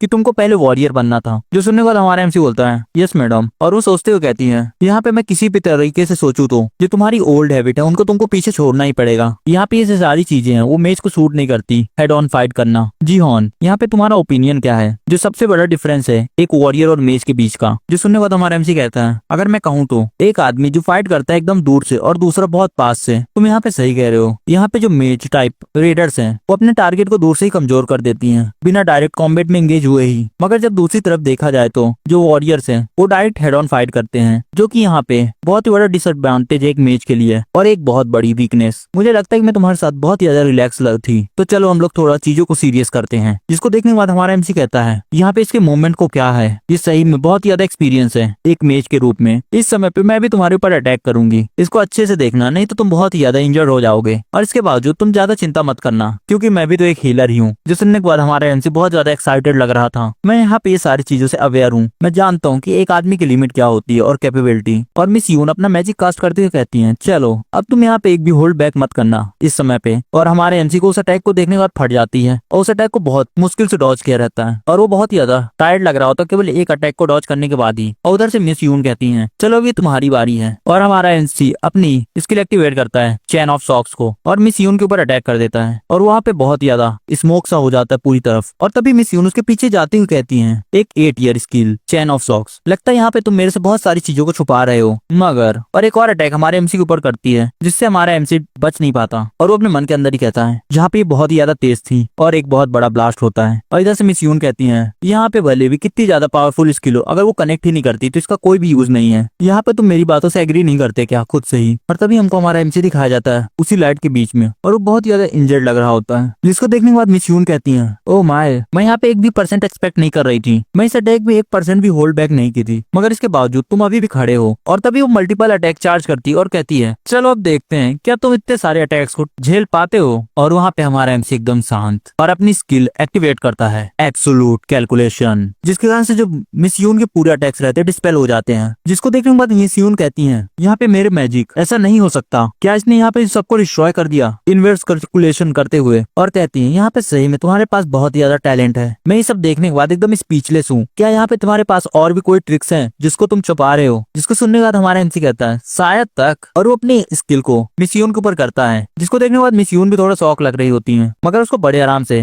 डिफ्लेक्ट कर देती है अपने बैरियर के मदद से और अपने हाथ को देखती हुई कहती है यहाँ पे बहुत ज्यादा तेज है मगर इससे ज्यादा जरूरी, इसके पीछे जो पावर थी वो ऐसे किसी बच्चे की नहीं हो सकती जिस बच्चे ने आज के पहले कभी मैजिक को सीखा भी नहीं है। क्या यहाँ पे ये किसी तरीके से मैनेज कर लिए ये सारी चीजें? उधर हमारे एमसी फिर से वही चैन ऑफ सॉक्स को हमारी मिस यून की तरफ फेंकता है और जिसको देखने के बाद मिस यून कहती है ये लड़का कैसे वो अपने अटैक्स को लगातार मेरे ऊपर किए जा रहा है बिना किसी इंचार्टमेंट के। एक मैच के लिए यहाँ पे जो कास्टर के लिए उसको कास्ट करना या फिर किसी प्रकार का हैंड सैंड बनाना जरूरी रहता है। यही सारी चीजें तो डिफाइन की गई है एक मैच के लिए। हाँ, मैं ये सारी चीजें हाई ट्रेंड मैचेस के लिए नहीं कह रही हूँ, मगर ये जो बच्चा है केवल अभी तो मैच की दुनिया में आया है तो यहाँ पे ये कैसे यूज कर पा रहा है बिना किसी कास्टिंग के अपने मैजिक्स को। और इधर हमारा एमसी उसके ऊपर अटैक करते हुए सोच रहा होता है यहाँ पे इसके लिए कुछ भी इफेक्टिव नहीं है। यहाँ पे जो मेरा माना है वो लगभग खत्म ही होने वाला है, ये यहाँ पे किस प्रकार की मॉन्स्टर है। और उधर से मिस यून आगे बढ़ती हुई कहती है तुम एक बच्चे हो जिसके पास बहुत ज्यादा टैलेंट है। जो सुनने के बाद हमारा एमसी पूरा शौक और वहाँ से मिस यून गायब होती हुई कहती है मगर, और अगले पल हमारा एमसी उल्टा रहता है और उधर से मिस यून कहती है अभी भी तुमको बहुत लंबा रास्ता तय करना है। और हमारा एमसी उल्टा लिटा रहता है और जिसको देखने के बाद वो बोलता है अभी यहाँ पे क्या हुआ। और इसके पास मिस यून आते हुए कहती है यहाँ पे तुम एक्सपेक्ट नहीं कर रहे थे मेरे से जीतने के लिए ना। तभी मिस यून हमारे एमसी की तरफ आते हुए हाथ बढ़ाती हैं और उसका हाथ पकड़ते हुए हमारा एमसी अपने मन के अंदर ही सोच रहा था जो उसका लास्ट अटैक था उसको मेरी दोनों आंखों से देख भी नहीं पाया मैं। ये जो गैप है एक एस रैंक रेडर और मेरे बीच का है। और तभी मिस यून सोचती है ये यहाँ पे वॉइड रेंज अटैक भी कर सकता है और इसके साथ ही साथ उसके पास एक्सपीरियंस है एक वॉरियर का और ये अपने यहाँ पे स्पेल्स भी लगातार कास्ट कर सकता है बिना किसी डिले के। और यहाँ पे मेंशन करने की बात ये भी ये नहीं है कि वो दूसरे की स्पेल्स को भी कैंसिल कर सकता है। शायद तक कि जो बच्चा है वो चीज अचीव कर ले। मैंने कुछ सोचा जब मैं तुमको देख रही थी तुम्हारे कॉम्बैट स्टाइल में। जो सुन के हमारा एमसी बोलता है यहाँ पे क्या सोच रही हैं आप, यहाँ पे ये कुछ ऐसी चीज है जिसको सारे लोग एक बार अपनी जिंदगी में अचीव करने का सोचते ही हैं। एक ऐसी कॉम्बैट स्टाइल जिसको आज के पहले किसी ने अचीव नहीं किया, जो कि पूरी तरीके से यूनिक है और जिसको तुम बस अचीव कर सकते हो। आपके कहने का मतलब क्या है, मैं यहाँ पे समझ नहीं पा रहा हूँ। एक यूनिक कॉम्बैट स्टाइल मेरे लिए बस आज से तुम मेरे को बुलाओगे टीचर, और इसके साथ मैं यहाँ पे तुमको बधाई देना चाहती हूँ मेरा पहला डिसाइपल बनने में। और तभी हमारा एमजी कुछ सोच रहा होता है और उसको पीछे से कोई आवाज लगाता है, यहाँ पे तुम मेरे को सुन रहे हो कि नहीं। हाँ मैं सुन रहा हूँ ना तुमको। यहाँ पे तुमको कुछ बोलने से पहले अपने मुंह को खाना तो खत्म कर लेना चाहिए था। और तभी यूजोंग कहती है मैं इसको क्यों ना खाऊं, ये सब मैंने खरीदा है तुम्हारी ट्यूटर फीस की मदद से। और जिसको देख के हमारा एमसी बोलता है क्या तुम पहले से ही चौथा खत्म करने वाली हो। जो सुनने के बाद यूजोंग कहती है नहीं चलो ये सब बातों को छोड़ते हैं, अब सब्जेक्ट में चलते हैं। और दिखाया जाता है हमारे एमसी के कॉपी का सीन जिसमें एक ड्राइंग बनाया रहता है कॉम्बैट स्पेल्स, बफ की और हीलिंग की। यहाँ पे और भी ज्यादा रास्ते हैं तुमको ये सब चीजें पहचानने में और इन सब क्लासेस को, मगर यहाँ पे जो सबसे ज्यादा जरूरी है वो ये 3 है। और तभी सिस्टम में नोटिफिकेशन आती है तुम्हारी मैजिक की अंडरस्टैंडिंग बढ़ चुकी है और जो तुम्हारी स्पेल की इफेंसी है 5% से बढ़ी गई है। जिसको देखने के बाद हमारे एमसी थोड़ा एनॉयड हो जाता है और बोलता है फिर से यही। यहाँ पे जब भी मैं कुछ करने की कोशिश करता हूँ ये सिस्टम विंडो हमेशा मेरी आंखों के सामने आ जाती है। इसको देखने के बाद ऐसा लगता है कि सिस्टम मेरे को दिखाना चाहता है कि मैं कितना डेवलप हो चुका हूँ। और उधर से यूजोंग कहती है यहाँ पे मैं भरोसा नहीं कर पा रही हूँ कि तुम वही सेम पर्सन हो जो कभी वॉरियर बनने के ही टॉपिक के लिए बस इंटरेस्टेड रहते थे। यहाँ पे ये सब सीखने में तुमको केवल 2 दिन लगे, जो सीखने में दूसरों को लगभग 1 महीना लग जाता है। और तभी हमारा एमसी बोलता है तुम अपने बारे में तो बात करो, तुमने भी तो ये सारी चीजें केवल 3 दिन के अंदर ही सीख ली थी ना। और उधर से यूजोंग चिल्लाती हुई कहती है मैं तुमको पहले बता चुकी हूँ ना कि तुम मेरे को टीचर बोलोगे। जो सुनने के बाद हमारा एमसी थोड़ा फ्रस्ट्रेटेड रहता है और बोलता है ओके टीचर, और अपने मन के अंदर ही कहता है ये कितनी ज्यादा एनोइंग है, मैं ये सारी चीजें बहुत अच्छे रीजन के कारण कर रही हूँ। और रोते हुए कहती मैं यहाँ पे पहले मैजिक पढ़ना शुरू की थी तुमसे, अगर इसी रेट से तुम सक्सेसफुल होते रहे तो तुम मेरे को पीछे छोड़ दोगे कुछ समय के अंदर ही। और उधर से हमारा एमसी बोलता है टीचर वैसे भी मैं आपसे ज्यादा अच्छा रिजल्ट लाया था मैजिक एटीट्यूड टेस्ट में। और अपने मन के अंदर ही कहता है यहाँ पे बहुत अच्छा रीजन है मेरे को ये सब करने का, यहाँ पे जो मेरी जिंदगी वो दाव में लगी है। और उधर से यूजोंग कफ उठाते हुए कहती है मैं ये सारी चीजें तुमसे अभी तक नहीं कही, मगर जब तुमने मेरे से कहा था कि तुमको एक वॉरियर बनना है, मैं यहाँ पे बहुत ज्यादा शौक थी उस समय पे। यहाँ पे तुमको 1% का आइडिया भी नहीं होगा, भले यहाँ पे जो मैजिक फील्ड है तुमको फाइनेंशियल सक्सेस नहीं देगी, इसके बावजूद तुम इतने ज्यादा अच्छे एट्रीब्यूट्स को कैसे अवॉइड कर सकते हो। अगर तुम इसके बारे में सोचो तो ये तुम बहुत ही ज्यादा गलत कर रहे थे ना। यहाँ पे तुम भी जानते हो कि मेज बनना भी बहुत अच्छा होता है। अगर यहाँ पे लोगों का मैजिक को लेके सोच बदल जाती है। और तभी हमारा एमसी कुछ नोटिस करता है जिसके कारण वो पूरी तरीके से डर जाता है और देखता है अपने फादर को उसकी तरफ बढ़ते हुए। और उधर से कहते हैं क्या यहाँ पे मैं था, क्या सही में मैं, क्या ये तुमने जो चूज किया है अपने खुद की मर्जी से किया है। और तभी उसको यूजोंग उसके ख्याल से निकालते हुए कहती है यहाँ पे किसी केस से तुम जो ट्रेनिंग कर रहे हो किसी और जगह पे कर रहे हो। और जिसका रिप्लाई करते हुए हमारा एमसी बोलता हाँ मेरे को जो दूसरी टीचर है वो सिखा रही है प्रैक्टिकल ट्रेनिंग के बारे में। यहाँ पे तुम फिर से मेरे से रूट टोन में बात कर रहे हो ना। जो सुनने के बाद हमारा एमसी फिर से कहता यस मैडम, और अपने मन के अंदर ही कहता अभी ये सारी चीजें क्या थी, यहाँ पे जो फिगर अभी अपीयर हुआ था वो मेरी इमेजिनेशन थी क्या, मुझे लगा मैंने अभी कुछ अजीब से आवाजें सुनी थी। और तभी वो याद करता है हेला की बात को जिसने उसको 2 महीने दिए थे ताकि वो उस मॉन्स्टर को हरा सके। और वो बोलता है अभी ये समय नहीं हुआ है कि मैं डिस्ट्रैक्ट हूँ, यहाँ पे मेरे को कुछ और भी चीजें ढूंढनी होगी जो मेरे को बेनिफिट दे। इस केस में एग्जाम्पल के रूप में ये एलिक्सर। और वो किसी के बारे में सोच रहा होता है और बोलता है ये जो पर्सन है ये पूरे दुनिया के लिए बहुत ही ज्यादा फायदा कराएगा, शायद तक यहाँ पे ऐसी एलिक्सर एग्जिस्ट करती हो अभी भी, अगर ऐसी सिचुएशन चलती रही तो। और तभी एक ट्रेनिंग हॉल का सीन दिखाया जाता है और वहीं पे मैनेजर ट्रेन कर रहे होते हैं और वो कहते हैं रेडर जिन्यून पार्क, यहाँ पे जो आपकी वेस्ट स्ट्राइक है वो इस एक्सपोज हो जाती है जब अपनी इस ब्लेड को स्विंग करती हैं। रेडर जेन आप बहुत धीरे कास्ट कर रही हैं, अगर यहाँ पे आप मिस कर देती हैं जब आपके सामने आपका एनिमी रहेगा तो आप जरूर से यहाँ पे मर जाएंगी या फिर आपके एलाइज, तो इसके कारण से आपको फोकस करना चाहिए। और तभी वो मिस यून के सामने जाता है और कहता है इन सबको देखने के बाद ऐसा लगता है कि ज्यादा खराब नहीं है न्यूवीज के लिए, यहाँ पे जो एवरेज है वो थोड़ा बढ़ चुका है पिछले साल से गिल्ड मास्टर। और तभी मिस यून कहती है मुझे माफ करना, मैं थोड़ा अपने ख्यालों में खो चुकी थी। जो सुनने के बाद मैनेजर कहते हैं आप जरूर से अभी जीहोन के बारे में सोच रहे होंगे, अभी आप यहाँ पे जरूर जीहोन के बारे में सोच रही थी ना। जो सुनने के बाद मिस यून कहती है लगता है यहाँ पे तुमसे कोई भी चीज मेरे से छुपाई नहीं जाएगी, और इस समय पे जो भी मेरे को याद है यहाँ पे आप क्या अटेम्प्ट कर रही हैं उसको सिखाने का, क्या ये चीज बहुत सारे रेडर पहले अटेम्प्ट नहीं कर चुके हैं मगर आखिरी में वो लोग ये सब कुछ भी अचीव नहीं कर पाए। यहाँ पे तुमने अपनी आंखों से देखा है ना उसका पोटेंशियल। हाँ मैंने देखा तो है, उसकी जो मूवमेंट है पूरी तरीके से फ्लॉलेस है और वो किसी भी रेडर को आसानी से हरा सकता है। यहाँ पे जब ये दुनिया एक नए एस टियर रेडर को देखेगी तो मैं यहाँ पे पूरी तरीके से श्योर हूँ कि यहाँ पे वो वही होगा। और अपने मन के अंदर सोचती अभी तक कोरिया के अंदर केवल मैं ही एक एस टियर रेडर हूँ, एक हीलर के रूप में मेरा जो पार्ट है वो केवल हील करना है। और इसके साथ ही साथ क्या होगा अगर जीहुनून जेनह्यून एक डबल शूटिंग स्टार बन जाता है। ये जो दुनिया है मैजिक की वो कभी दोबारा से सेम नहीं रहेगी। और तभी हमको दिखाया जाता है एलिक्सर ऑफ मैजिक। जैसे इसका नेम हमको बताता है, ये एक प्रकार की मैजिकल पिल है जो हमेशा किसी का भी मैजिक इंक्रीज कर सकती है। और इसको पाने के लिए कोई भी मैजिक क्लास का रेडर कुछ भी करने के लिए तैयार होता है, और इसी को हमारा एमसी बना रहा होता है अपने घर के अंदर ही। और वो जब नहीं बना पाता फ्रस्ट्रेटेड होते हुए बोलता है यहाँ पे क्या बकवास कर रहे हैं वो, मैंने इसके पहले इसको कितने बार किया है अभी तक, अगर ऐसे ही चलता रहा तो यहाँ पे पूरे इंग्रेडिएंट्स बर्बाद कर दूंगा। मुझे ऐसा लगता है कि यहाँ पे जितना भी पैसे मैंने बर्बाद किए वो किसी काम के नहीं आएंगे। और मेरे को अपनी प्रीवियस मेमोरी से याद है कि ये लिक्विड पहले स्टेप में बदलने लगता है, और इसके साथ ही साथ मैं किसी से सारी चीजें पूछ भी नहीं सकता। और वो बैठ के एकदम परेशान हो रहा होता है साइड में, और बताया जाता है अभी हम लोग 2020 नवंबर में हैं, और इस समय तक अभी तक ये कोई भी एलिक्सर बना नहीं पाया है। और इस दुनिया के अंदर ये एलिक्सर आज से 5 साल बाद इंट्रोड्यूस होगा। और इसका ये मतलब है कि मैं इकलौता ऐसा हूँ जिसके बारे में जानता है, और मेरे यहाँ पे रिग्रेस होने से पहले ये जो एलिक्सर बनाया था और पब्लिक में इंट्रोड्यूस किया गया था, जिसके द्वारा उसको लोग बुलाते हैं एलिक्सर की होप, जिसने अनगिनत लोगों की जिंदगी बचाई है अपने इस एलिक्सर की मदद से। अब चलो यहाँ पे कोई भी इस्तेमाल नहीं होगा, अगर मैं इसको कंटिन्यू करता भी हूँ तो मुझको यहाँ पे सही में किसी ऐसे के ऊपर शर्त लगानी चाहिए जो इसको बनाने के लिए ज्यादा सूटेड है। ली जेनसेंग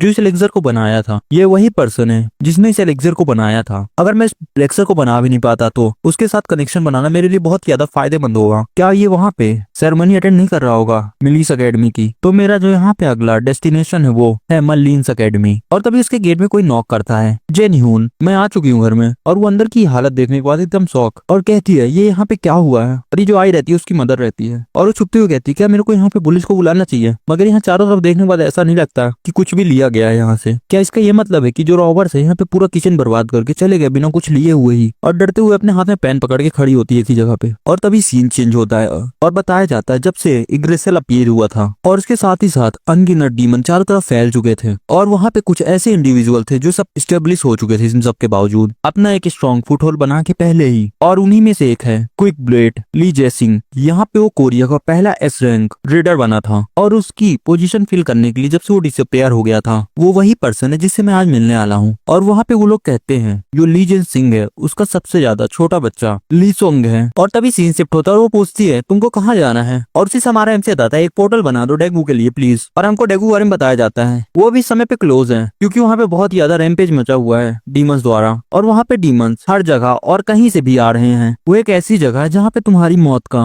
हर समय खतरा रहेगा जब से वहाँ तुम कदम वक्त दोगे। वो एक ऐसी जगह बन चुकी है डेकुअम। और वहाँ पे जो जाने की अभी भी हिम्मत करते हैं वो केवल एक ही रीजन से करते हैं, जो सुनने के बाद वही है। असिस्टेंट कहती है क्या तुम पूरी तरीके से श्योर हो? क्या तुम स्टूडेंट हो मिलीस एकेडमी के? जो सुनने के बाद हमारे एमसी बोलता नहीं, मैं अभी तक बस एक उम्मीदवार हूँ। और वो टेलीपोर्ट हो जाता है उसी जगह में एक बैरियर के सामने, और वो बताता है अब यहाँ से मेन गेट जो है कुछ ही दूरी पे है मिलीस एकेडमी के। ये एक बहुत ज्यादा खराब जगह है मगर इसके साथ ही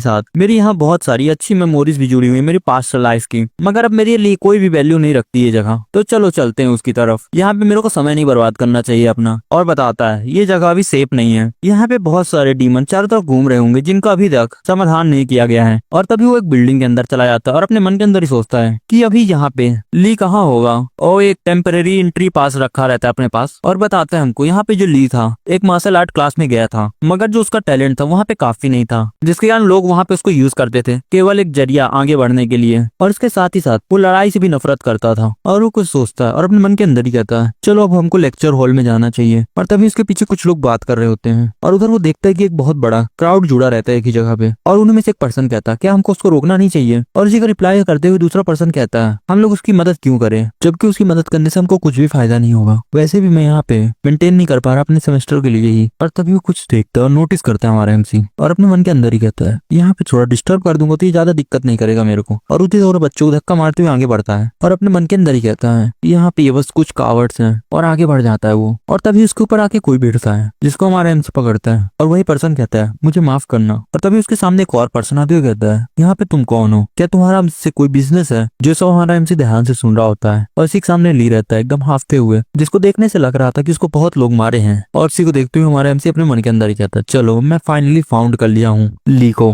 और तभी को जेसन को देखते हुए हमारा एमसी बोलता है मैंने तुमको ढूंढ लिया अपने मन के अंदर ही। और उसी तरफ बढ़ते हुए कहता है तुम कैसे हो मेरे भाई? जो सुनने के बाद ली बोलता है कि तुम कौन हो? और वहीं पे वो बिग गाय आते हुए कहता है तुम दोनों की बातचीत सुनने के बाद ऐसा नहीं लगता कि तुम दोनों भाई हो, और ना ही एक दूसरे जैसे तुम दोनों दिखते भी हो। और वैसे भी अपनी फैमिली फैमिली के बारे में कभी बात नहीं किया, तो मुझे लगा कि इसकी पूरी फैमिली मर चुकी है मॉन्स्टर द्वारा। मगर तुम क्या जानते हो कि मैं और ये एक इम्पोर्टेंट डिसीजन के बीच में है। अगर तुमको यहाँ पे किसी प्रकार की परेशानी नहीं चाहिए तो यहाँ से चले जाओ अभी। जो सब सुनने के बाद हमारा एमसी उसका हाथ अपने कंधे से हटा देता है। ये देखने के बाद वो भूल ही गया, थोड़ा शौक लग रहा होता है और ली एकदम टेरिफाइड और ली से बोलता है हम लोग को लगता है कि हम लोग को बात करना चाहिए हेल्थ सेंटर के अंदर, क्या तुम चल सकते हो। मगर जो ली रहता है वो किसी चीज को देख के बहुत ज्यादा डर रहा होता है और पता चलता है कि उसी के पीछे बिग गाय एकदम मैड तरीके से गुस्सा है और कहता है तुम छोटे से चूहे, और उसको कॉलर पकड़ लेता है। मुझे तुमको नहीं मारना था, मगर तुमको ऐसा देखने के बाद लगता है कि तुम मरना चाहते हो बच्चे आज। जो सब सुनने के बाद हमारा एमसी थोड़ा गुस्से में और कहता है तुम यहाँ पे दूसरे नंबर के हो। और पीछे से ली बोल रहा होता है रुक जाओ, 1 मिनट के लिए रुको तुम दोनों। और कहता है कि लगता है लोगों को यहाँ के कॉलर पकड़ना बहुत ज्यादा पसंद है। और वो याद करता अपनी पास्ट की मेमोरी जिसमें वो पढ़ रहा होता है यूजोंग से। पहले तुमको उस चीज के बारे में सोचना होगा, उसके बाद उसके फॉर्मूलेस को क्रिएट करना होगा और उसके बाद बिल्ड करना ताकि वो तुमको प्रोवाइड कर सके पावर। और ये जो बता रही होती है यूजोंग रहती है। क्या तुमको समझ आया? यही तो है फंडामेंटल सारे मैजिक्स का, और यही सेम चीज उसकी मास्टर मिस यून सिखाई रहती है। और तभी सिस्टम विंडो दिखाया जाता है कि आप एक्टिवेट कर रहे हैं होली एरो को, और एमसी उससे भूली गया कि वो एरो मार दिया रहता है जिससे वो पूरी तरीके से बेहोश हो जाता है एक ही अटैक के बाद और अगले पर दर्द में चिल्लाने लगता है। और जो सब देखने के बाद ली अपने मन के अंदर ही कहता है ऐसा हो ही नहीं सकता, क्यों बिना किसी प्रकार के इंचेंटमेंट पढ़े हुए ही उसने मैजिक कास्ट कर दिया। और तभी हमको बाहर के क्राउड का कन्वर्सेशन सुनाया जाता है और कोई बोलता है अभी यहाँ पे क्या हुआ, और तभी दूसरा रिप्लाई करते हुए कहता है ये यहाँ पे ज्यादा जरूरी नहीं है। क्या उसको किसी ने किसी प्रकार का इंचेंटमेंट पढ़ते हुए सुना? यहाँ पे ये सारी चीजों का सेंस नहीं बनाता, वो तो अभी होली एरो को यूज किया है। यहाँ पे ऐसा हो ही नहीं सकता कि वो बिना किसी प्रकार के कास्ट के उसको कास्ट कर दिया हो। क्या वो जिस पर्सन के ऊपर ये अटैक किया था वो एक वॉरियर नहीं था? नहीं, शायद तक वो जितना ताकतवर दिखता था उतना था नहीं। ये हमेशा से घमंड में भरा रहता था वैसे भी। जो सब सुनने के बाद वही भूल गया, बहुत ज्यादा गुस्से में लग रहा था और अपने मन के अंदर ही कहता है अगर ऐसा ही चलता रहा तो मैं अपनी स्कूल के अंदर इज्जत भी नहीं बचा पाऊंगा। अब यहाँ पे कुछ भी हो जाए मैं इसको मार के रहूंगा, तुम लिटिल पंक। और हमारा एमसी फिर से कोई मैजिक कास्ट करता है और पीछे से ली बोलता है जरा देख के, और वही भूली गए हमारे एमसी के ऊपर अटैक करता है जिसको हमारा एमसी बड़े क्लोजली देख रहा था। और वो अटैक उसके एकदम आंखों के पास आ जाता है। तभी इसको याद आता है मिस यून की बात जिसमें वो बता रही होती है कि तुमको एक फोर्स फील्ड क्रिएट करने के पहले तुमको अपने आसपास की सराउंडिंग को चेक करना होगा और उसके माना को, और उसको महसूस करते हुए तुमको वहां पे क्रिएट करना होगा एक फोर्स फील्ड। और तभी सिस्टम विंडो में दिखाया जाता है एक्टिवेटिंग माना फोर्स फील्ड, जिससे जो वॉरियर की स्वॉर्ड रहती है वो हवा में, और जो देखने के बाद वो वॉरियर की खुद की फट जाती है। और हमारा एमसी उसके फेस पे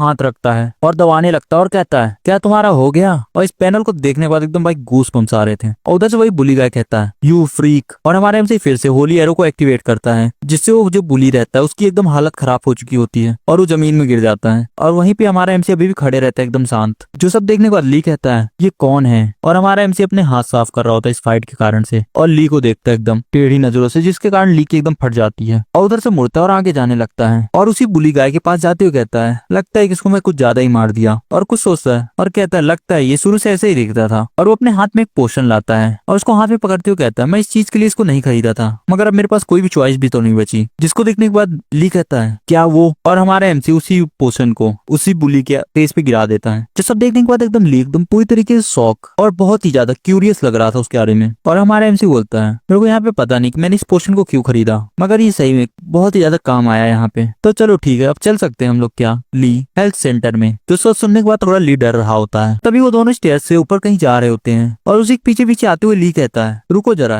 ये रास्ता तो हेल्थ सेंटर की तरफ नहीं जाता है ना? और हमारा एमसी सुनने के बाद बोलता है लगता है कि हमारे पास कोई भी नहीं है और मुझको डाउट है कि कोई हमको सुनेगा भी यहाँ पास से। और वो थोड़ा कंफ्यूज रहता है और कहता है अपने मन के अंदर ही मुझे पता था, ये जानता है कि मैं कौन हूँ इसलिए वो मेरे पीछे आया। और वो बोलता है क्या मेरे फादर तुमको यहाँ भेजे हैं? जिसको सुनने के बाद हमारा एमसी अपने मन के अंदर ही कहता है ये जरूर से यहाँ पे गलत सोच रहा है, अब यहाँ पे एक भी समय के लिए मैं इसको थोड़ा भी ज्यादा परेशान नहीं कर सकता। और कहता है नहीं, वैसे भी मैं कैसे जानूंगा तुम्हारे फादर कौन है यहाँ पे? जो सब सुनने के बाद ली एकदम अनफेस्ड खड़ा रहता है और हमारा एमसी अपने मन के अंदर कहता है ये सब ये चीजें नहीं मान रहा है एक भी। उधर से ली कहता है सुनो तुम यहाँ पे मेरे पास क्यों आए? और हमारा एमसी बोलता है मेरे को तुमसे एक फेवर मांगना है। एक फेवर? और हमारा एमसी बोलता है मैं चाहता हूँ कि तुम मेरे लिए एक मेडिसिन क्रिएट करो। जो सुनने के बाद वो एकदम पैनिक करके बोलता है एक मेडिसिन? मैं ये सब के बारे में कुछ भी नहीं जानता हूँ। और हमारा एमसी बोलता है क्या तुम इन सब चीजों में बहुत ज्यादा अच्छे नहीं हो एल्केमी में? और एक पोशन की बोतल निकालते हुए कहता है ये वही पोशन नहीं है जिसको तुमने ब्लैक मार्केट में बेचा था। जो सुनने के बाद ली बोलता है यहाँ पे तुमको ये सब चीजें कैसे पता चली? और वो अपना मुंह दबाते हुए कहता है अपने मन के अंदर ही यहाँ पे ऐसा हो ही नहीं सकता कि वो केवल इसकी मदद से मेरे को ढूंढ पाया है। और हमारा एमसी उसको देखने के बाद अपने मन के अंदर ही कहता है मैं इसको एक खुली किताब जैसे पढ़ सकता हूँ। ये जरूर से यहाँ पे सोच रहा होगा कि मैं इसको ब्लैक मार्केट से दूर ही नहीं सकता।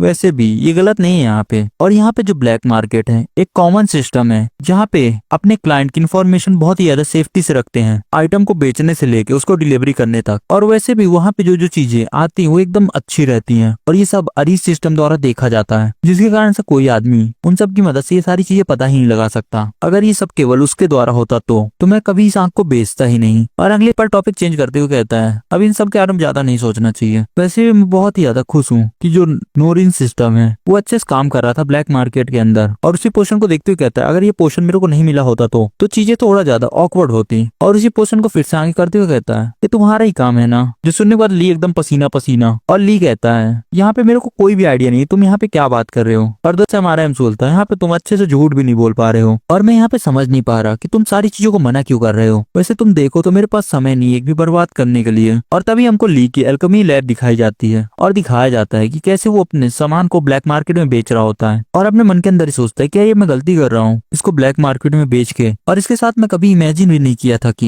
ये सारी चीजें इस तरह से बदल जाएंगी। और वो परेशान होती कहता है यहाँ पे ये सब मेरे को मना करना होगा, अगर फादर किसी तरीके से चीजों को पता कर लेते हैं तो मैं खत्म हो जाऊंगा, मुझको ये सारी चीजें छुपाना होगा इससे। और वो झुकते हुए कहता है अगर आप ये सारी चीजों को हमारे बीच में बस रखते हैं तो। और जो सुनने के बाद हमारे एमसी के पास आते हुए कहता है यहाँ पे मेरा किसी प्रकार का इंटेंट नहीं है तुमको ब्लैकमेल करने का। और उसी को पोशन उसको दे देता है और कहता है वैसे भी मेरे को अपने लिए एक अच्छा सा एल्केमिस्ट चाहिए जो मेरे लिए पोशन बना सके। जो सुनने के बाद वो अपने मन के अंदर ही कहता है एक एक्सपर्ट एल्केमिस्ट। इसको देखने के बाद ये बहुत ही ज्यादा अच्छा लग रहा है अभी के लिए तो साथ ही इसको सही में मेरे फादर नहीं भेजे हैं यहाँ पे। और कहता है तुम यहाँ पे तुम कौन हो वैसे? जो सुनने के बाद हमारा एमसी बोलता है मैं एक होने वाला स्टूडेंट हूँ मिलियन अकेडमी का और मेरा जो पूरा नाम है जियोन होन मिन है। जो सुनने के बाद ली बोलता है ठीक है अभी के लिए मैं तुम्हारी रिक्वेस्ट के बारे में सुनूंगा। और तभी वो दोनों एक रूम के अंदर आ जाते हैं और अंदर आते हुए हमारा एमसी कहता है कि मेरे को यहाँ से वर्कशॉप वाली फील आ रही है। जो सुनने के बाद ली कहता है शुक्रिया। और वो दोनों एक दूसरे के सामने बैठ जाते हैं और कुछ समय तक एकदम शांत रहते हैं। और ली कहता है जो तुमने बात की थी मेडिसिन के बारे में क्या वो मैजिकल बूस्ट एलेक्सर है? और तभी हमारे एमसी बताता है वो एक प्रकार का एलेक्सर है जिसमें रेडर की परमानेंट माना बढ़ जाता है। जो सुनने के बाद वो शौक होते हुए कहता है क्या परमानेंट इंक्रीज, क्या यहाँ पे ये पॉसिबल भी है? जो सुनने के बाद हमारा एमसी अपने मन के अंदर ही कहता है हाँ ये चीज पॉसिबल है, वैसे फ्यूचर में तुमने ही तो ये बनाई थी। और वो सोचते कहता है किसी का इंक्रीज भी किया जा सकता है क्या परमानेंट माना? यहाँ पे ऐसे कौन से इंग्रेडिएंट्स हैं जो ये सारे इफेक्ट्स को क्रिएट कर सकता है? और वो सारे हर्ब्स को गिनने लगता है और हमारा एमसी वो सब सुन रहा होता है और अपने मन के अंदर ही कहता है यहाँ पे पूरा जो अभी का मूड था वो बदल चुका है, अब ये पहले जैसे एक भी डरपोक नहीं रहा। और कुछ होते ही कहता है सही में ये एक जीनियस है, इसमें 1% डाउट नहीं है, मेरे को इसको अपने साइड में करना ही होगा। और तभी ली कहता है जिस एलेक्सर के बारे में तुम बात कर रहे हो उसके लिए शायद तक तुमको दूसरा एल्केमिस्ट को ढूंढना चाहिए। और हमारा एमसी उसके पास आते हुए कहता है मैं यहाँ पे चाहता हूँ कि तुम ये चीजें बनाओ, पूरी तरीके से सपोर्ट करूंगा जैसे भी तुमको चाहिए सपोर्ट। और अपने मन के अंदर ही कहता है यहाँ पे तुम्हारे अलावा वैसे भी इसको कोई नहीं बना सकता बिना किसी परेशानी के, मगर वैसे भी मैं इसी की बात कर रहा हूँ, एक ऐसा बंदा जिसने इस पोषण को क्रिएट किया फ्यूचर में। वैसे भी जो चीजों को मैं बनवाना चाहता हूँ वो बहुत ज्यादा महंगी है, अगर मैं खुद बनाने जाऊँ तो क्यों ना मैं इससे ही ट्राई करवा लूँ। और उसको हिलाते हुए कहता है क्या तुम मेरी विश को पूरा नहीं कर सकते हो? और जो सुनने के बाद ली कहता है चलो ठीक है, सोचो तो इस सारी चीजों में मैं पूरी तरीके से भरोसा नहीं कर पा रहा हूँ और ये सारी चीजें काम भी आएंगी कि नहीं। जो सुनने के बाद हमारे एमसी बोलता है तुम चिंता मत करो। और उधर से ली कहता है क्या ये सारी चीजें तुम्हारे लिए ठीक रहेंगी? अगर मैं यहाँ पे फेल होता हूँ तो तुमको इससे कुछ भी नहीं मिलेगा। और हमारा एमसी बोलता है वैसे भी मैं तुम्हारे ऊपर इन्वेस्ट करना चाहता हूँ क्योंकि मैं तुम्हारे पर भरोसा करता हूँ। जो सुनने के बाद ली कहता है इन्वेस्टिंग बहुत ज्यादा इजी नहीं है क्योंकि उसके साथ फेलियर भी आता है। और जो सब सुनने के बाद हमारा एमसी अपने मन के अंदर ही कहता है अगर मैं इसको कभी ट्राई भी करूंगा तो शायद मेरे को पूरी जिंदगी लग जाए इसको बनाने में, तो यहाँ पे जो मेरे लिए सबसे अच्छा है वो है कि उसके ऊपर भरोसा करूं। और जो सब सुनने के बाद ली कहता है यहाँ पे पहला आदमी है जो मेरे ऊपर इतना ज्यादा भरोसा कर रहा है। और वो बोलता है चलो मेरा दूसरा कनेक्शन बन चुका है।